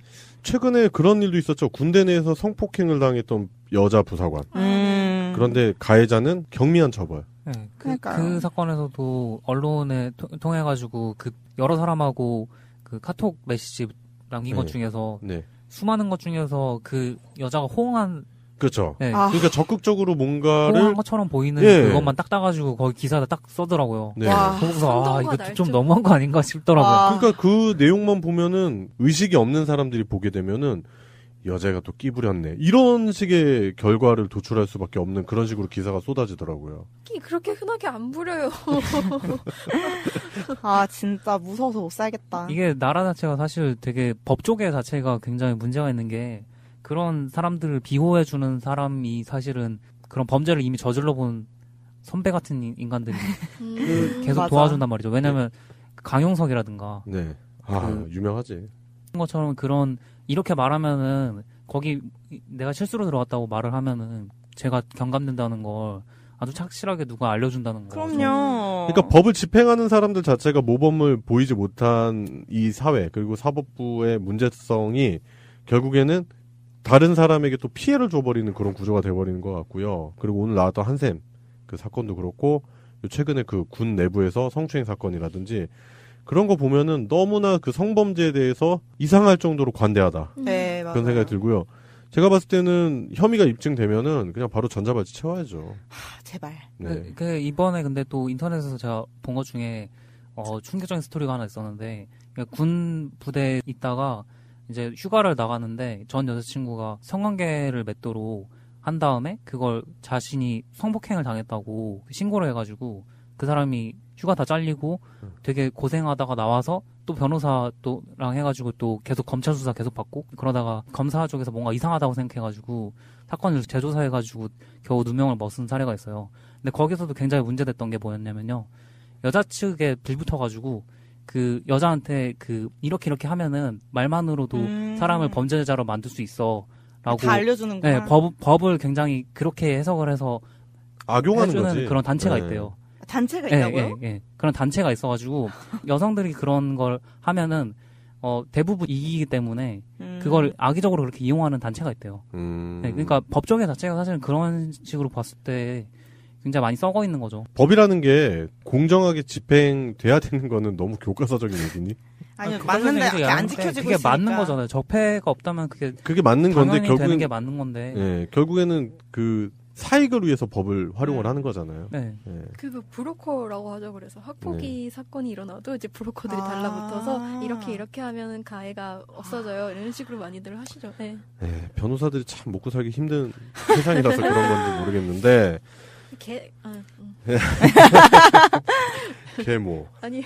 양세병님이 연관돼 있는 사건이고 해서 얘기하기가 좀 많이 조심스러웠을 부분도 있을 건데 이렇게 또 용기 내서 말씀해 주신 게 참 고맙기도 하고요. 그리고 지금 현재 그 가해자 학생을 상대로 해서 외롭게 싸우고 있는 피해자 학생 그분에게 응원의 메시지도 같이 보내드리는 네. 예, 그런 게 필요하지 않겠나 싶네요. 그 응원 메시지를 이왕 보내주실 거라면 탄원서를 보내주시면 조금 도움이 된다고 하시거든요. 네. 예, 그러면은 그 링크를 저한테 보내주시면은 저희가 저희 애청자분들께 이렇게 공유하는 걸로. 좋아요. 예, 그렇게 한번 해보겠습니다. 일단은 몇 개월 전에 그 양세병님이 이제 얘기했었던 사건인데 그게 어떻게 진행이 되고 있는지 그 경과 보고를 들었는데 참 그게 부정적인 쪽 방향으로 흘러가는 게 아닌가라는 그런 걱정이 많이 드네요. 씁쓸하네요. 네. 그래요. 최근에 그 전 세계 양성 평등 지수가 공개된 적이 있었는데 대한민국이 140개국 중에서 110 몇 위 정도를 했다고 하더라고요. 144개 국가 중 118위에 후져. 랭킹되는. 144개 국가 중에 118위를 하는 이런 나라입니다. 이런 나라에 살고 있습니다. 참신하네. 근데 저희 맨날 막 1위 막 이런 것만 하다가 그러니까요. 하니까 참신하네요, 정말. 좋은 거는 다 하위권이고 나쁜 건 다 상위권인 맞아요. 참 이상한 나라에 살고 있습니다. 그래요. 금주의 시사 첫 번째는 양세병님이 준비하신 시사였습니다. 대한민국 완전한 대한민국 문재인과 손잡고 다시 하는 우리 대한민국 끊지 마세요. 끊지 마세요. 예, 금주의 시사 두 번째입니다. 금주의 시사 두 번째는 이 작가님이 준비하신 시사인데 어떤 시사죠? 네, 제목을 광주 발굴이라고 정해봤습니다. 광주요? 네, 예. 맞습니다. 그 37년 동안 사실 일반인 출입이 통제되었던 곳이 있는데요. 이게 광주광역시 북구에 자리한 옛 광주교도소예요. 네. 근데 11월 4일, 그러니까 녹음하는 오늘부터 북측 담장 및 콘크리트랑 잔디를 걷어내는 작업을 진행한다고 합니다. 그리고 이어 6일부터는요, 문화재 발굴 기관 전문가들이 투입이 돼서 뭔가 이렇게 발굴한다고 하는데요. 네. 이게 어떤 문화재 발굴 작업처럼 보이는데 사실은 5.18 광주 민중항쟁 당시 안매장 당한 희생자들의 유해를 찾기 위한 발굴 작업이라고 합니다. 그게 이제 여러 가지 이제 증거들이 정황들이 많이 나오고 있잖아요. 네, 그렇죠. 사실은 여기 5.18 당시에 그 전남대에서 퇴각했던 3공수여단의 주둔지이기도 하거든요, 여기가. 그리고 이곳에서 계엄군에 의해 민간인 28명이 죽임을 당했다고 밝혀져 있어요. 네. 근데 항쟁이 끝나고 임시 매장 형태로 발굴된 시신이 11구에 불과하기 때문에 그럼 나머지 17구는 어디에 있는가? 그래서 교도소 주변에 행방불명된 희생자의 시신이 안매장되어 있을 것이다 라는 추측이 끊임없이 제기되어 왔죠. 네. 그리고 실제로 95년 검찰 조사에서 5.18 당시에 광주교도소에 주둔했던 3공수여단 지휘관이 자기가 담장 밑에 시신 12구를 직접 묻었다 하면서 안매장 위치도까지 남겼습니다. 헐. 네.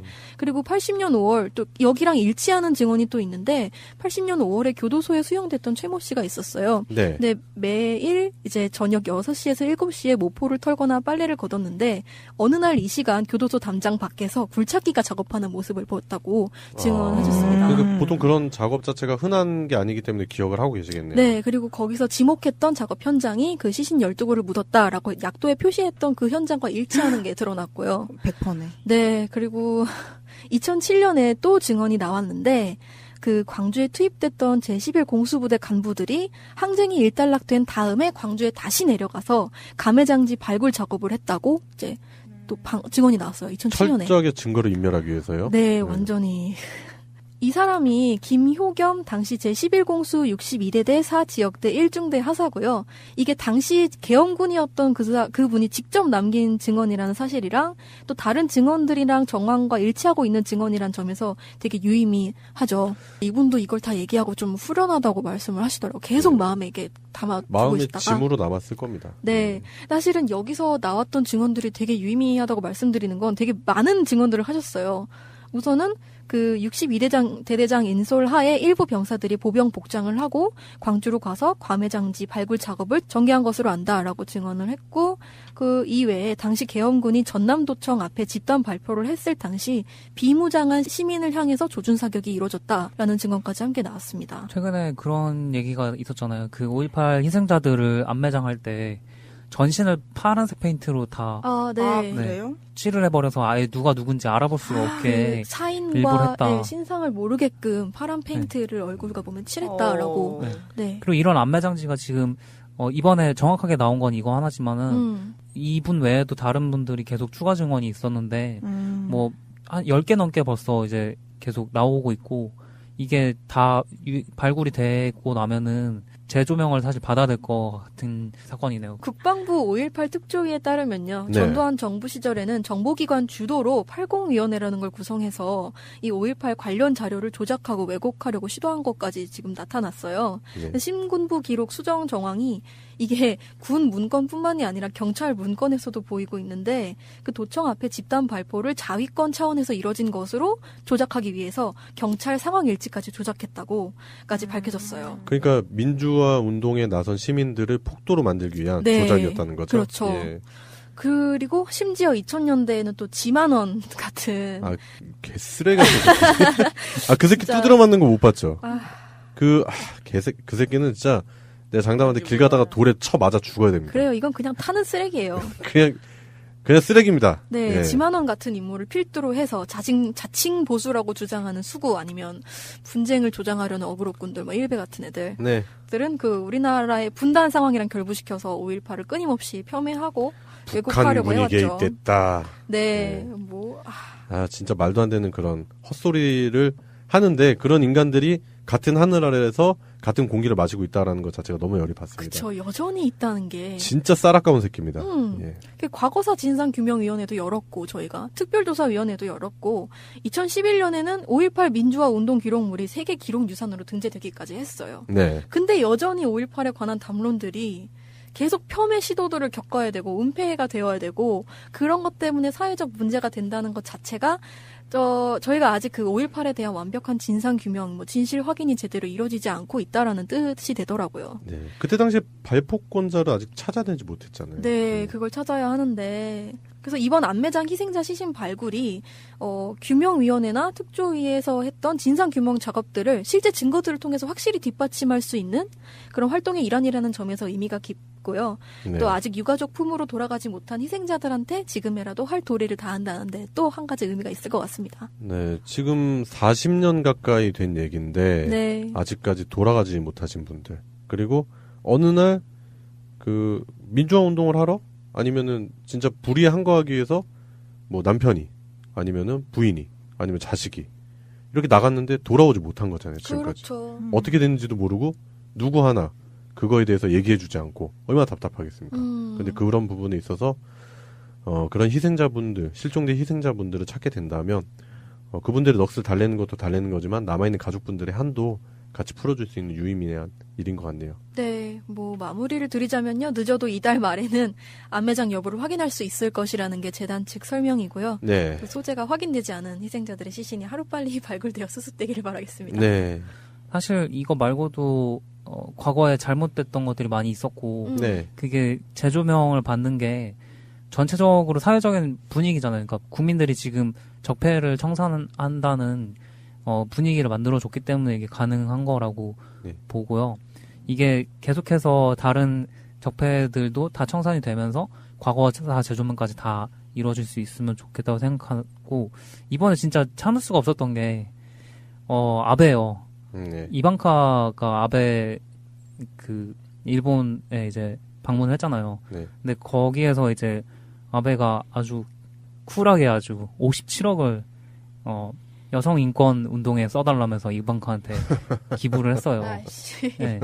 근데 그게 그러니까 물론 금액으로 비교할 수는 없지만은 네. 그게 우리는 10억 받고 위안부 문제 그냥 해결해 준 거잖아요. 그거를 이제 이용하는 그쪽 세력에서는 뭐 문재인이 그걸 그대로 받았다 뭐 이런 식으로 헛소리를 하는데 그걸 한 건 사실 박근혜고 예. 박근혜 아버지가 이미 1차로 해먹었었잖아요. 아 그럼요. 그리고 네. 아베 외할아버지가 기시노부스케 박정희가 대통령 당선돼서 가가지고 90도로 절했던 그 사람이잖아요. 네.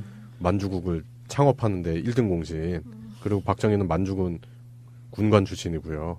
다 연관이 있는 사람들입니다. 지금 현재 뭐 국립유지 무친의 만에 뭐 그런 얘기 나온 사람들 중에 백선엽 있잖아요. 백선엽 대표적인 친일파. 그 사람도 만주군관 출신 아닙니까? 네. 네. 그러니까 한동석이죠. 이게 같은 여성 인권하고 관련된 문제잖아요. 위안부 문제도 그렇고, 네. 이방카 쪽도 그렇고. 근데 어느 쪽에는 57억 가져가고 어느 쪽에는 10억 먹고 떨어져 이거고.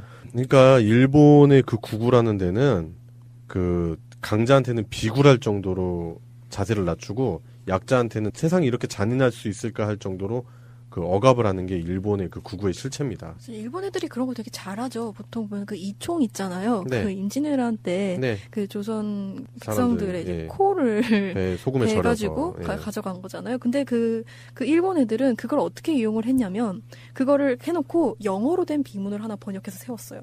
그리고 그걸 관광지처럼 만드는 거죠. 자 봐라, 우리 이렇게 평화적인 나라야. 이렇게까지 희생자들을 기리고 막 마생아서로 도와주는 나라야. 이렇게 이제 막 홍보를 하는 거죠. 포장지가 장난 아니다. 네, 이런 시도들이 좀 몇 개 보여요. 그런 네. 것도 있어요. 군함도도 그렇잖아요. 네. 네. 관광 상품으로 만들어가지고 그런 식으로 활용하는. 사실 금액의 문제라기보다는 막 너무 알아서 기고 막 이러는 게 너무 꼴보기 싫은 거죠. 네. 네. 그 일본이라는 나라, 일본 자체가 막 뭐 없어져야 된다, 일본 다 죽여야 된다. 저는 그렇게 생각을 안 하고 일본의 그 구구들, 그 뭐 자신들이 나라를 지키고 있다, 뭐 이러면서 그 일본의 위상을 높이고 있다고 소위 말하는 일본 구구들은 그런 놈들입니다. 2차 대전 때도 그랬잖아요. 2차 대전 때 패망하면서 미국한테 얼마나 찰싹 붙어가지고 똥구멍을 그냥 쪽쪽 빨고 막 그랬었잖아요.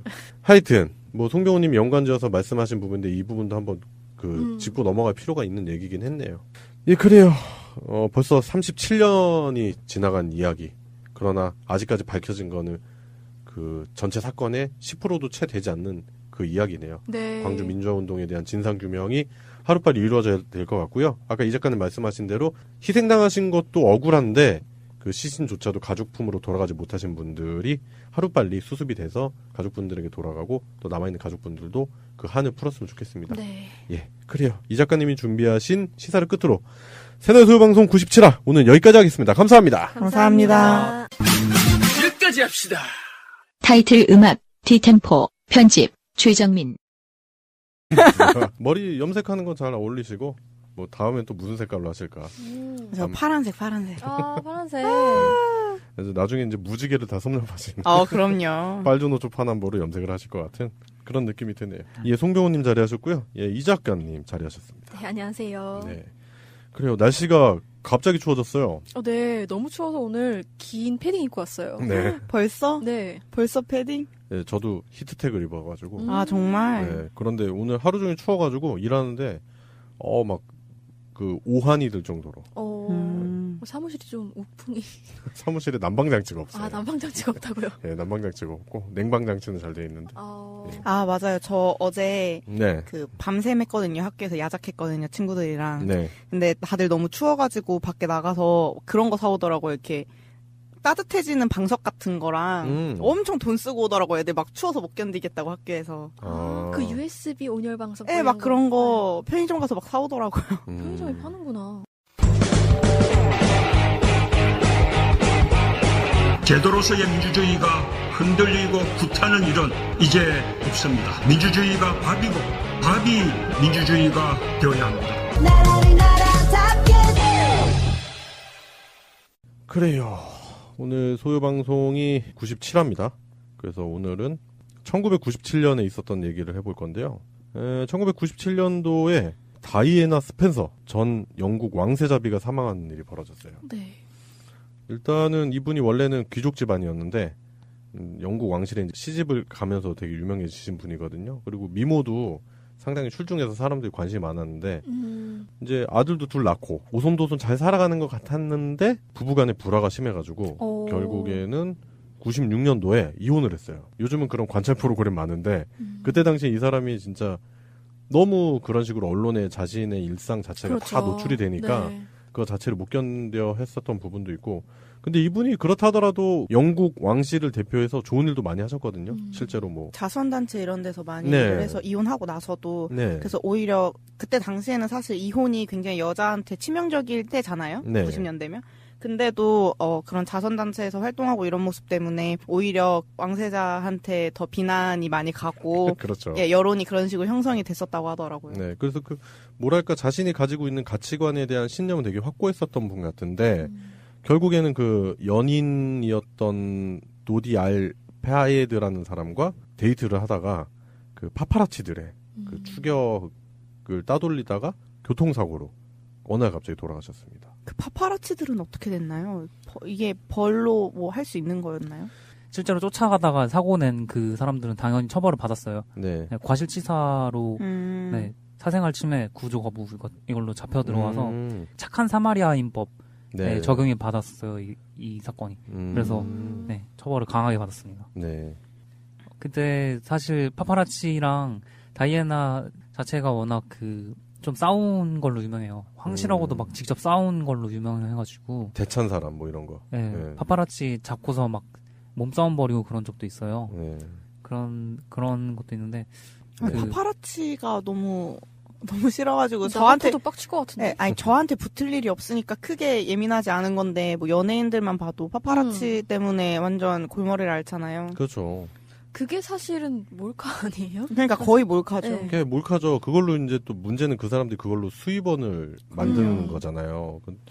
그래요. 하여튼 뭐 이런 식으로 그 사생활 침해 그리고 조명받는 사람이 그렇게 썩 좋은 것만은 아니다라는 걸 보여준 것 같고 그런 부분에 대해서 침해를 받다 보니까 결국 그 극도의 스트레스 뭐 그런 것도 많았었던 걸로 기억이 납니다. 예, 그리고 97년도에 완전히 전 세계적으로 이슈였었고 그때 이제 추모의 물결이 엄청 났었는데 그 존 덴버라는 미국 가수가 그때 당시 추모곡도 만들어서 부르고 했었거든요. 근데 또 아이러니한 거는 그 해 존 덴버가 개인 비행기 추락사고로 또 죽어요. 뭐야? 그래서 또 그때 사람들이 또 많이 슬퍼했죠. 예, 하여튼 그런 일들이 있었고 97년 하면 또 빼놓을 수 없는 얘기를 해야 되겠죠. IMF 환란. 네, 대단했었죠. 결국에는 이제 이게 국가 부도 위기에 처해 있는 상황에서 국제통화기금으로부터 구제금융 요청을 해서 결국 그걸 서명을 해서 우리나라는 이제 그 살벌한 IMF 시대에 접어들게 된 거죠. 어마어마한 기업들이 쓰러지기 시작합니다. 제가 기억나는 거 한보, 뭐 대우, 뭐 기아, 혜태 들어보면 되게 큰 기업들이잖아요. 그룹이잖아요. 그런 회사들이 쓰러지다 보니까 수많은 분들이 실직을 하고 아니면 개인 사업들이 도산을 하고 그러다 보니까 많은 분들이 고통을 못 이기고 아까운 목숨을 스스로 끊는 일도 많았었죠. 요즘 뭐 그런 얘기들, 뭐 어려웠었던 얘기들 하면은 IMF 얘기를 아직도 하시는 분들이 많잖아요. IMF 때 아버지가, IMF 네, 때 맞아요. 뭐 우리 집안이 뭐 이런 얘기들 많이 하잖아요. 이러고 나서 사회 풍조가 많이 바뀌었다고 생각을 하는 게 뭐랄까 선이라는 게 좀 존재를 했었던 것 같은데 IMF 이후로 대다수의 사람들 그리고 가정에서 그 개인주의적인 그런 가정교육이 많이 나타나게 됐었던 것 같아요. 그런 개인주의적인 풍조가 많이 나타나지 않았나 생각이 듭니다. 그래요? 예, 그러다 보니까 이제 더불어서 사는 삶 그런 게 아니라 그러니까 자신의 생존에 대해서 사람들이 관심을 많이 갖게 된 거예요. 자신의 생존 이코르 이제 가정의 생존이겠죠. 왜 그랬냐면 그 전까지만 해도 이제 국가가 국민을 지켜줄 것이라는 그런 막연한 기대감 그리고 그런 거에 대한 공포 자체가 없었잖아요. 근데 어느 날 갑자기 국가가 나를 버릴 수도 있다. 그런 생각도 했었고 그리고 대부분의 사람들이 그때까지만 해도 한 직장에 들어가면 평생 그 직장에 다니면서 그렇잖아요. 이제 월급도 잘 받아가면서 그걸로 집도 사고 뭐 이제 가정을 이루고 뭐 이런 풍조가 있었는데 열심히 일하면은 회사에서 나를 책임져 준다 이런 게 있었는데 그때 평생 직장의 개념이 완전히 깨졌죠. 약간 뭐 노력하면 노력하는 만큼 돌아오는 게 있다라는 그 네. 믿음이 많이 깨져버린. 네, 그리고 실제로 자기가 평생 근무했던 회사가 어느 날 문을 닫음으로 해서 본인이 빈곤에 몰리게 되는 그런 상황을 겪다 보니까 대부분의 사람들이 그때 회사나 국가에 대한 신뢰 자체를 많이 잃게 되고 요즘은 보면은 한 직장에 그렇게 오래 다니시는 분들 흔치는 않아요. 큰 대기업 빼고는 다 이렇게 옮기고 그 스스로 자신을 지키기 위한 방편으로 그런 식의 본능이 학습되지 않았나 그런 생각을 많이 합니다. 학창 시절에도 기억이 있는 게 그때 사실 갱 문화가 많이 발달했죠 우리나라. 일진 이런 거 처음 만들어지기 시작하고. 네. 그래요?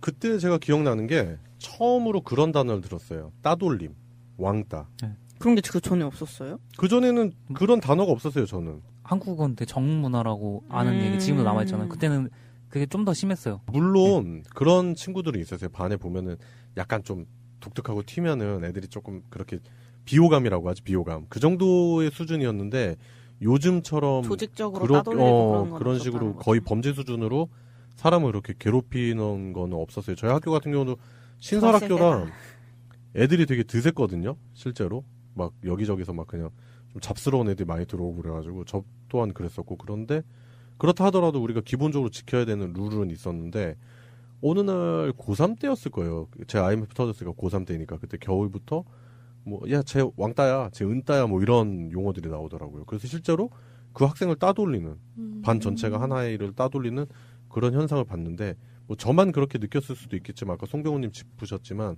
그런 문화들이 그때 많이 또 생기지 않았나. 저는 초등학교 때부터 있었어서 네. 반에 왕따, 은따, 전따 다 다양하게 있었어서. 저는 그때 처음 들었어요. 97년에. 그때 딱 기억이 나요. 그래서 저는 그때 당시에 그 뭐 왕따, 은따 쓴 애들 그 표현 자체를 좋아하지 않아가지고 뭐 사람을 왜 따돌리냐 뭐 이러면서 그걸로 언쟁도 하고 뭐 멱살잡이도 몇 번 하고 그랬었던 기억이 나요. 저 그 왕따, 은따, 뭐시기 그런 따 개념이 너무 헷갈리는 거예요. 그 애기 때. 그래가지고 그때 컴퓨터 활용 교육 그런 데서 나무 웹 에디터 같은 걸로 네이버에서 주소 따와가지고 홈페이지 만드는 거 했었거든요. 네. 그래서 거기다 막 신조어 다져 이래가지고 그런 거 적어놔서 이거였군. 뭐야? 네, 그랬던 기억이 나는데. 안 좋은 문화가 생겼네요. 뭐 그때부터 세상 자체가 많이 삭막해지지 않았나 그런 생각이 많이 들어요. 네. 지금은 상상도 못할 수도 있는데 약간 장애 있거나 몸이 많이 안 좋은 친구들도 그냥 다 같이 더불어서 사는 약간 그런 느낌이었는데 네. 그 이후로는 그런 친구들은 분리되는 것도 갑자기 생기고. 아니, 저는 더불어 사는 게 전혀 없었어요. 따로 무슨 따로. 반 해가지고 따로 나누잖아요. 그게 그때 좀 갑자기 심해졌어요. 불과 제가 초등학교 입학하기 몇 년 전, 한 10년 전에는 그런 게 없었다는 게 참 씁쓸하네요. 뭐요? 그때 당시 사회 자체가 그렇게 바뀌려고 그랬는지 모르겠는데 그게 하필이면 이제 분기점이었던 때 일어났었던 큰 사건이 IMF다 보니까 그 IMF 자체가 그런 식으로 뭐랄까 사람들의 생각을 많이 바꿔놓지 않았나 그런 생각도 듭니다. 그래서 그 방금 송병호님이 지적하신 대로 하고 있고요. 그리고 뭐 그거에 대해서 이제 유승민 바른정당 대표도 뭐 신경은 안 쓰는 듯 하지만 그래도 신경이 어떻게 안 쓰겠습니까? 지금 교섭단체에서 비교섭단체로 떨어지게 생겼는데 20명이 원래 제한이잖아요. 네, 근데 지금 이제 빠지는 의원들 생각을 하면 이제 바른정당도 존립 위기에 처하게 될 것 같은데. 그렇죠. 그게 저번에 위기가 한번 왔었을 때 바른정당에서 와장창 다 자유한국당으로 넘어갈 때가 있었는데 그때 한 명을 바짓가랑이 끝까지 붙잡아가지고 딱 20명 딱 채운 상태에서 지금까지 버틴 거였어요. 이번에 완전 파괴되려고 하고 있죠. 예. 그래서 이제 홍준표가 꼼수를 부렸는데 일단은 홍준표의 명분이 있습니다. 홍준표의 명분은 뭐 당이 한국 보수 우파의 본당으로 거듭나기 위해 박근혜 당이라는 명예에서 벗어나지 않을 수 없다고 판단했다면서. 성대모사 안 하면 안 돼요. 막 성대모사를 들어도 짜증나 막. 내 귀에 대고 하는 거. 짜증나. 옆에 홍준표 있는 것 같아? 그러니까. 네, 울 때를 팍. 네, 그냥 재밌다고 한 건데 일단은 그래서 이런 식으로 해서 뭐 자기들이 보수 우파로 거듭나겠다. 박근혜 당에서 멍에서 벗어나겠다라고 하는데 실제로 자유당의 전신인 새누리당에 창당했을 때를 이렇게 면밀히 살펴보면은 친박계가 중심으로 이루어진 당이었거든요. 그리고 그 전에 한나라당 때부터 해서 박근혜가 이제 그 이미지는 또 그런 게 있잖아요. 뭐 퍼스트 레이디 뭐 이미지 막 사람들이 뭐 하여튼 그런 이미지 때문에 당시에 한나라당이 위기일 때마다 박근혜가 구원투수 역할은 하긴 했었어요. 그런데 이제는 뭐 과감하게 출당시켜버린 그런 일이 생긴 거죠. 배신 아니에요 이거? 따져놓고 보면? 이 사람들은 뭐 다 배신의 정치지. 사실 유승민은 조금 이제 그 배신자라는 그 비난이 홍준표한테 더 많이 쏠리게 되지 않을까 이렇게 생각할 수도 있을 것 같아요. 네. 그렇죠. 저희는 사실 그렇게 생각해서 비난을 받아야지 마땅하다고 생각을 하는데 홍준표 생각은 조금 다른 것 같아요. 왜냐면은 이번에 페이스북에 홍준표가 갑자기 뜬금없이 영어 문구 한 문구를 올렸어요. 진짜. The buck stops here 라고 올렸는데 그게 그러니까 무슨 뜻이에요? 벅이라는 게 여러 가지 의미가 있는데요. 책임이라는 의미가 이제 여기선 책임이라는 의미예요. 그래서 책임을 다른 사람한테 넘기지 않고 내가 책임지겠다. 나에서 멈추겠다. 내가 다 책임지겠다는 말이거든요. 근데 이게 난 좀 웃긴 것 같은 게 난 사실 박근혜를 그렇게 잘라낸 게 꼭 도마뱀 꼬리 자르기처럼 결국 성완종 리스트에 대한 자기 언급이 안 나오려고 이렇게 피하는 것 같았거든요. 그러니까 자유한국당을 매개로 지금 홍준표랑 박근혜랑 연결이 되어 있고 그 박근혜 그거 뭐죠? 그 대선 개입 뭐 자금 이런 거 했을 때 나왔던 게 성완종 리스트였잖아요. 처음에. 근데 홍준표도 거기서 자유로울 수가 없는 인물인 거고요. 그럼요. 그래서 그거 꼬리를 자르기 위해서 오히려 이렇게 했을까 싶은 거예요. 그래서 근데 저도 그렇게 생각해요. 어차피 박근혜를 가지고 있다는 게 친박계 그 인사들을 가지고 있다는 거에서 의미가 있는 거지. 박근혜 자체는 솔직히 아무것도 아니잖아요. 오히려 자기한테는 꼬리가 되는 거잖아요. 거니까. 근데 그렇게 생각했는데 저는 이 영어 문구가 되게 웃겼던 게 그 내부자들 보면은 그 장피루라는 인물이 나오는데 사실 그 사람은 판이 짜여진 다음에 그냥 거기에 꽂혀진 말 하나예요. 근데 자신은 내가 다 하고 있어라고 생각해요. 불쌍해. 네. 딱 그런 느낌인 거야. 얘는 솔직히 장피루급도 안 된다고 생각하거든요. 저는.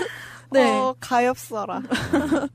되게 자기가 중심 인물인 것처럼 얘기하고 있지만 사실은 좀 초라한 것 같아요. 네, 맞아요. 저도 꼬집고 싶은 게 딱 그거예요. 지금 이거 자체가 어떤 본인이 비난받을 거를 어떤 용기를 내서 내가 했다 막 이런 식으로 주장을 굉장히 하고 싶어 하는 것 같아요. 그리고 실제로 이제 지금 우리는 사실 적폐라고 생각하지만 남아있는 언론에서 홍준표가 이거 하나만큼은 직권을 이용해서 직권을 행사했다라고 이렇게 표현을 해주고 있어요. 근데 저는 그렇게 생각하기 좀 어렵지 않나 생각이 되거든요. 일단은 아까 그 문구로 다시 돌아가서 그 문구에 대한 그 어원을 조금 따져보면요. 이 말 자체는 미국 해리 트루먼 대통령이 만든 말이에요. 트루먼 대통령이 한 얘기예요? 네. 트루먼 대통령이 이거를 만들었는데 패싱 더 벅이라는 반대의 의미가 있어요. 네. 그러니까 패싱 우리가 맨날 패싱하는 그 패싱 그러니까 그 책임을 막 회피하고 다른 사람한테 줘버린다. 또 패싱이야. 이 말에서 반대되는 말로 만든 말인데 이 대통령이 이 문구를 굉장히 좋아해서 집무하는 책상에 이거를 새겨가지고 남겨놨어요. 좌우명 뭐 이런 거네요. 네. 다음 대통령들도 이거를 보면서 집무를 해라 이런 의미로 남겨놓은 거예요. 그래서 이거를 꼭 알아야 할 어제의 뉴스. 이재만 전 총무비서관 아래서 청와대 모든 돈의 출납과 회계 업무를 담당했던 재무팀장은 최근 검찰 조사에서 국정원이 상납한 돈의 존재 자체를 알지 못했다고 진술했습니다. 국정원 돈이 사용된 건 물론 들어온 사실조차 몰랐다는 취지입니다. 검찰은 이 진술에 비추어 국정원에서 받은 돈이 직원들의 명절 떡값이나 격려금 등 용도에 쓰였다는 문고리 3인방의 진술을 거짓말로 보고 있습니다. 이렇게 공개적이고 광범위하게 사용됐다면 재무팀장이 모를 리 없다는 판단입니다. 문고리 3인방은 박 전 대통령으로부터 명절 상여금 등 명목으로 한 사람당 매년 3천만 원씩 4년 동안 모두 3억 6천만 원을 받았다고 검찰에서 진술한 걸로 전해졌습니다. 검찰은 문고리 3인방의 이런 설명을 오히려 사적 착복의 정황으로 봐야 한다는 입장입니다.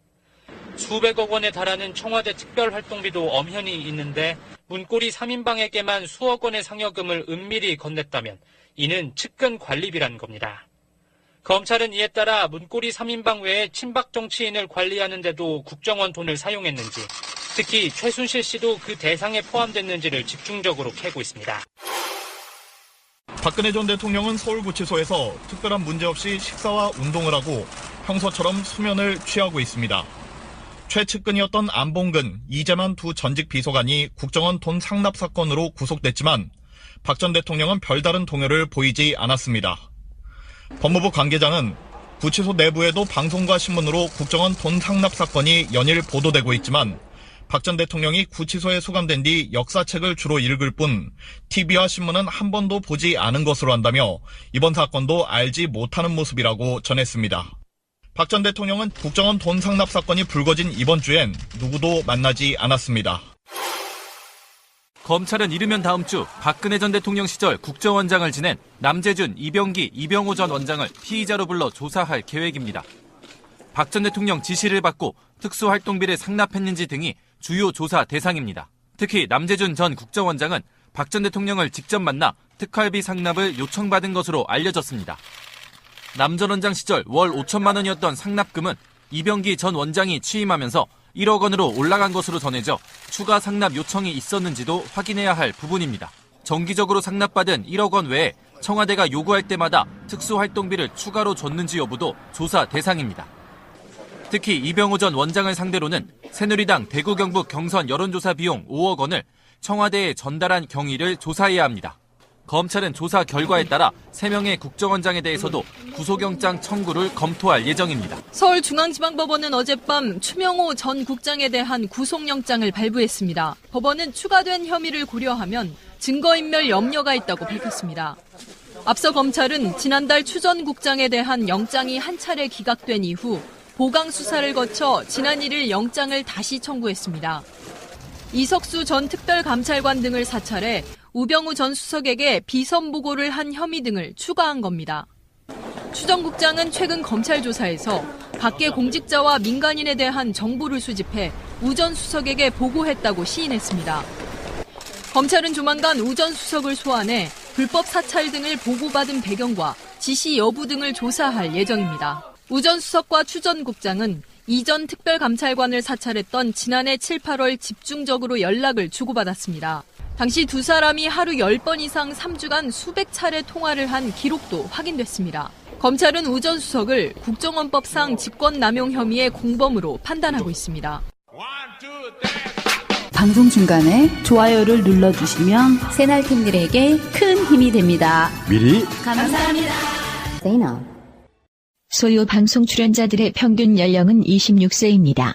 청년들의 목소리를 들어보자는 의도로 기획된 방송입니다.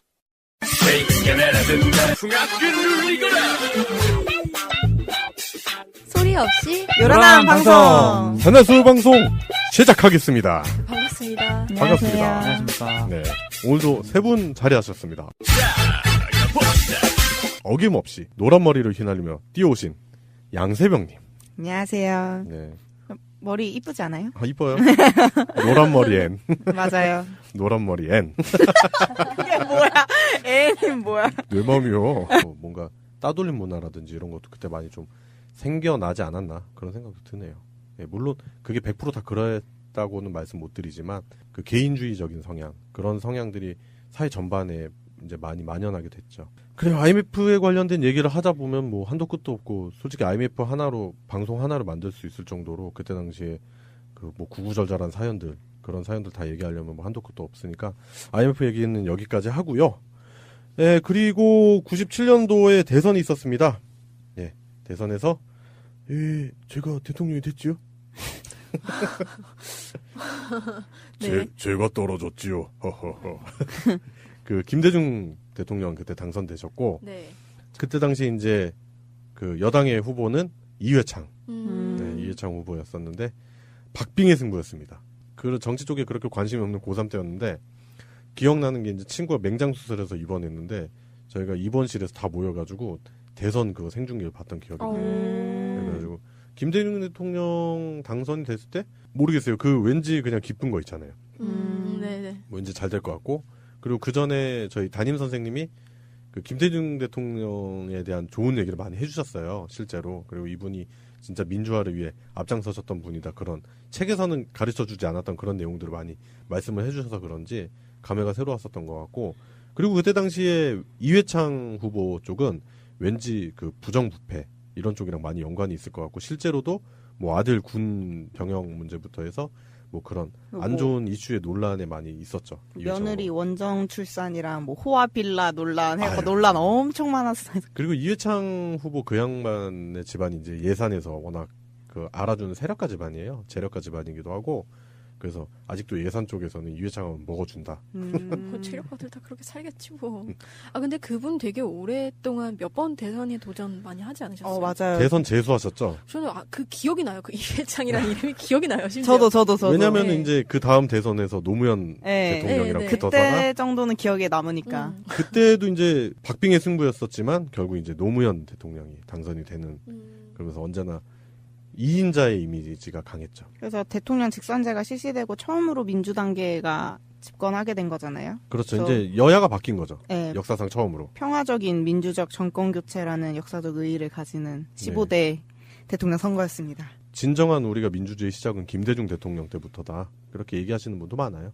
그 전까지는 솔직히 다 뭐 이승만 때 독재였었고 그리고 나서 군사정부, 쿠데타를 통해서 탄생한 군사정부들이 쭉 집권하다가 박정희 서거 후에 바로 또 이제 신군부가 득세해서 그리고 쭉 하다가 김영삼 대통령 같은 경우에는 이제 3당 합당을 통해서 대통령이 됐기 때문에 그런 명분 자체를 많이 잃게 됐죠. 예, 그래요. 1997년도에 있었던 일련의 사건들에 대해서 한번 얘기를 해봤는데 네, 오늘 방송을 들으시고 또 수많은 분들이 97년도에 대한 좋은 기억을 많이 하셔야 되는데 또 좋지 못한 사건들이 많았었던 해다 보니까 아무래도 이 이야기를 듣다 보면 이제 소주잔을 기울이시는 분들이 더러 생기지 않을까 그런 생각도 드네요. 예, 그래요. 소유방송 첫 번째 순서였죠. 1997년도에 있었던 얘기는 여기까지 하겠습니다. 오늘의 이슈. 예, 오늘의 이슈입니다. 오늘의 이슈 첫 번째는 역사적인 사건이 생겼네요. 박근혜가 제명이 됐네요. 네. 예, 지난주에 우리가 홍준표 패싱에 대해서 얘기했었잖아요. 네. 네, 근데 우리 방송도 방송인데 그 유튜브로 우리 방송 따서 올리시는 분들인데 조회수가 많아졌더라고요. 그만 좀 해라, 진짜. 홍준표 패싱이야 제목이. 그 사람들은. 그리고 정치권에서 홍준표 패싱, 한국당 패싱 얘기 나오고 있다고 뭐 기사도 뜨더라고요. 그 진짜? 단어가. 네. 우리가 제일 먼저 하지 않았어? 홍준표 패싱? 그러니까. 뭐 하여튼 그런 자부심도 좀 느껴보고. 네. 그런데 이제 홍준표가 친박을 패싱하고 있다. 박근혜를 비롯한 친박을 패싱하고 있지 않나. 그런 얘기를 한번 해보겠습니다, 오늘. 네, 그 11월 3일에 박근혜 전 대통령을 아예 강제 출당시켰죠. 박근혜 씨? 네, 예. 그렇죠. 이 당 쇄신을 위한 조치라고는 했는데 사실상은 바른정당의 탈당파를 받아들이기 위한 명분 마련용으로 보이고 있습니다. 네. 근데 웃긴 게 정치적 효과가 미비합니다. 네. 그런데 실제로 바른정당에서 탈당을 해서 지금 이제 자유당으로 옮기겠다라는 움직임이 많이 보이고 있고요. 실제로 뭐 그게 이제 다음 주 6일 정도면은 이제 가셔야 되지 않겠나 그런 얘기들이 많이 돌고